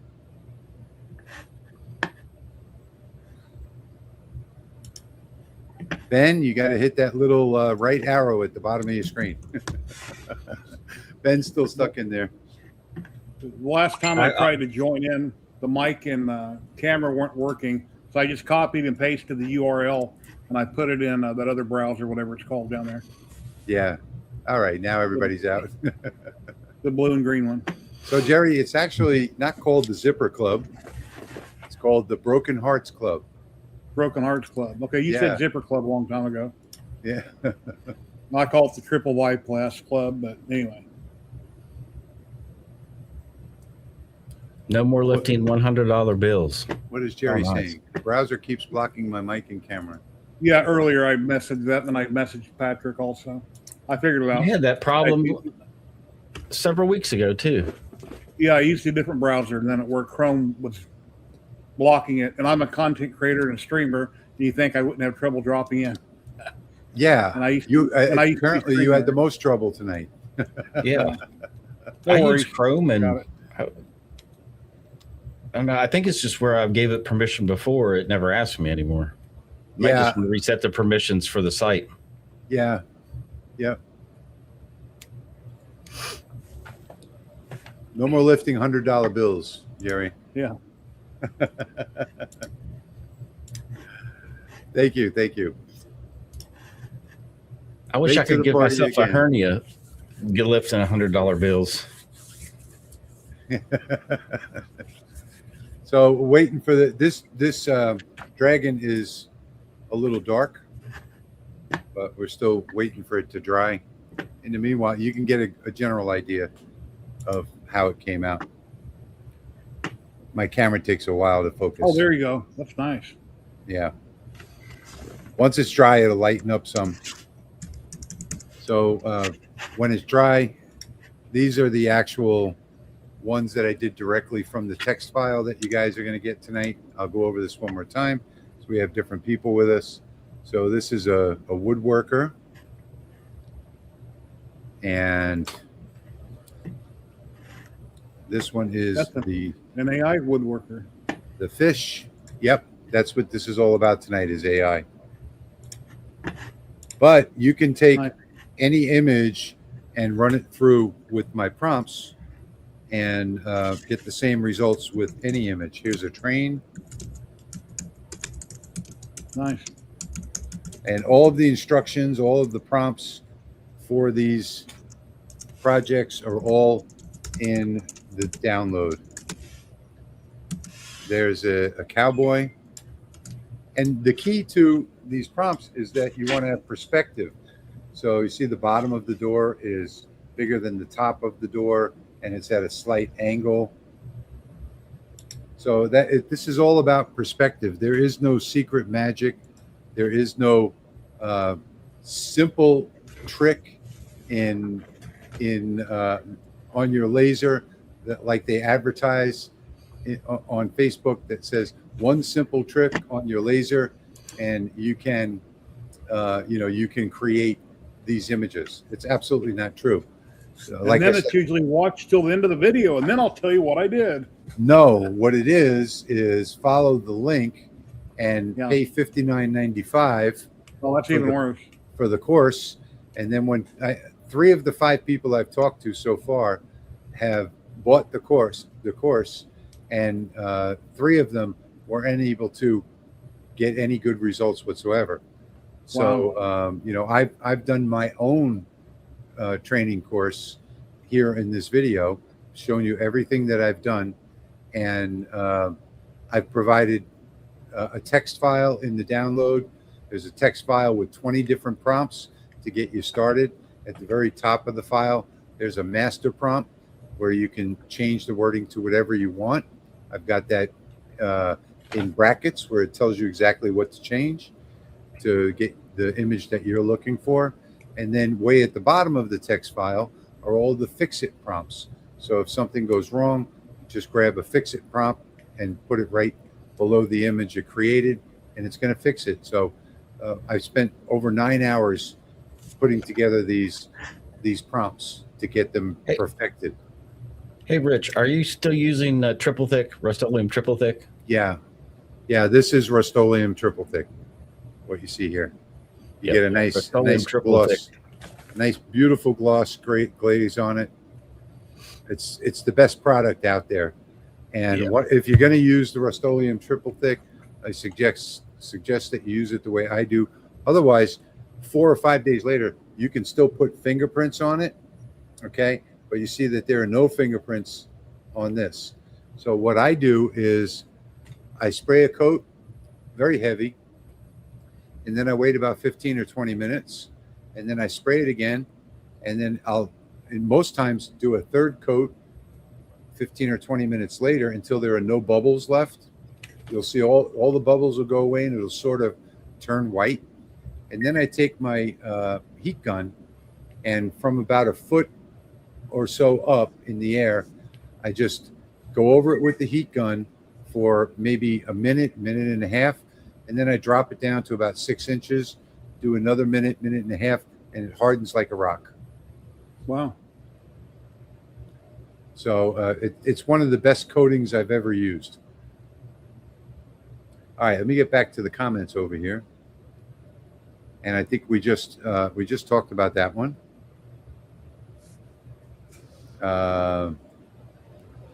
Should I clear coat each time I do a pick? I suggest the best results that you're going to get is if you put some type of a clear coat or a lacquer finish on the material before you start.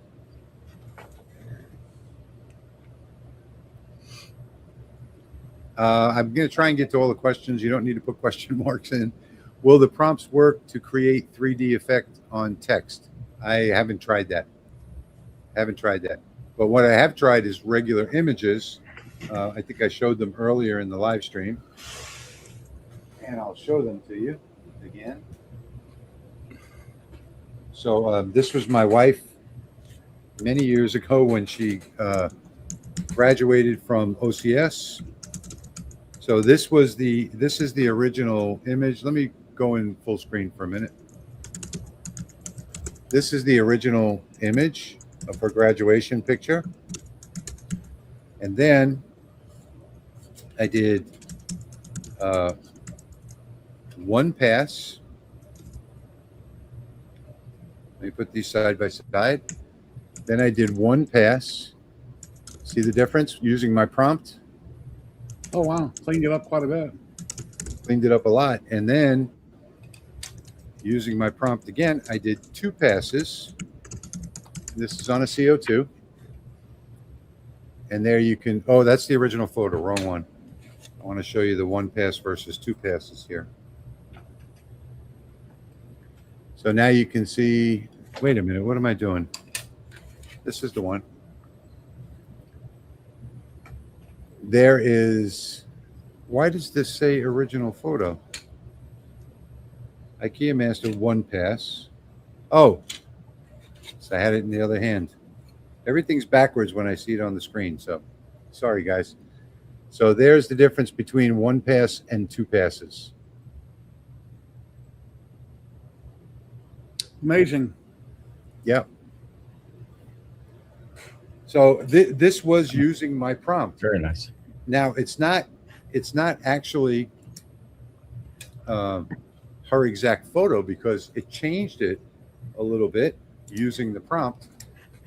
So there you see the original as compared to the using the prompt in AI. Still the same person, but much more cleaned up. Mhm. So I discovered this later is that I don't even need to change. I just used the master prompt that's up on top with a regular photograph and wound up with these results, which is absolutely amazing.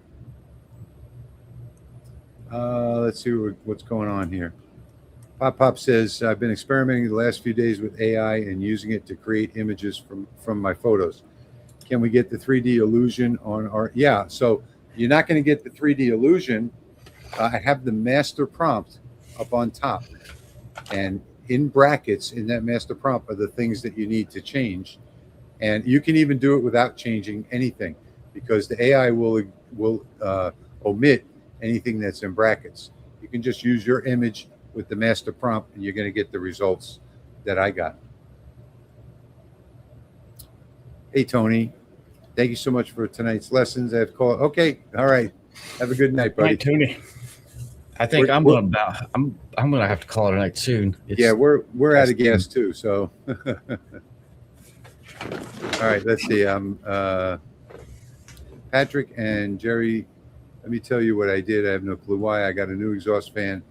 Took the old one off and put a new one. Then, for some strange reason, I cut all my tubing off. Okay. Yeah, that was last week, wasn't it, Kate? Amazon's a click away. Yep. Yep, that's true. Nick is saying it's all about the prompt. Yeah, and that's why I created these master prompts, because you're going to learn from the prompts what to do on your own. Do you know of an AI program where it'll edit a video or it'll animate a video and make it move rather than just a picture? Almost all of them, if you watch these AI videos, most of them are going to only do 10 or 15 seconds. Yeah. So what they do is, if you watch a video created in AI, you'll see the scene will change every 10 to 15 seconds. There's a lot of work that actually goes into those. But, Okay. All right, everybody. Thank you so much for joining tonight. Thank you, Jerry, for coming on. Thank you, Patrick. It's good to have you back. Thanks for having me. I greatly appreciate it, Rich. Nice seeing you guys.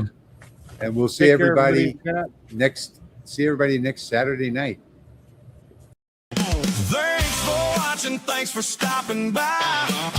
We'll see you soon. Don't let time fly. Keep on making, keep that passion high. See you next time. The Louis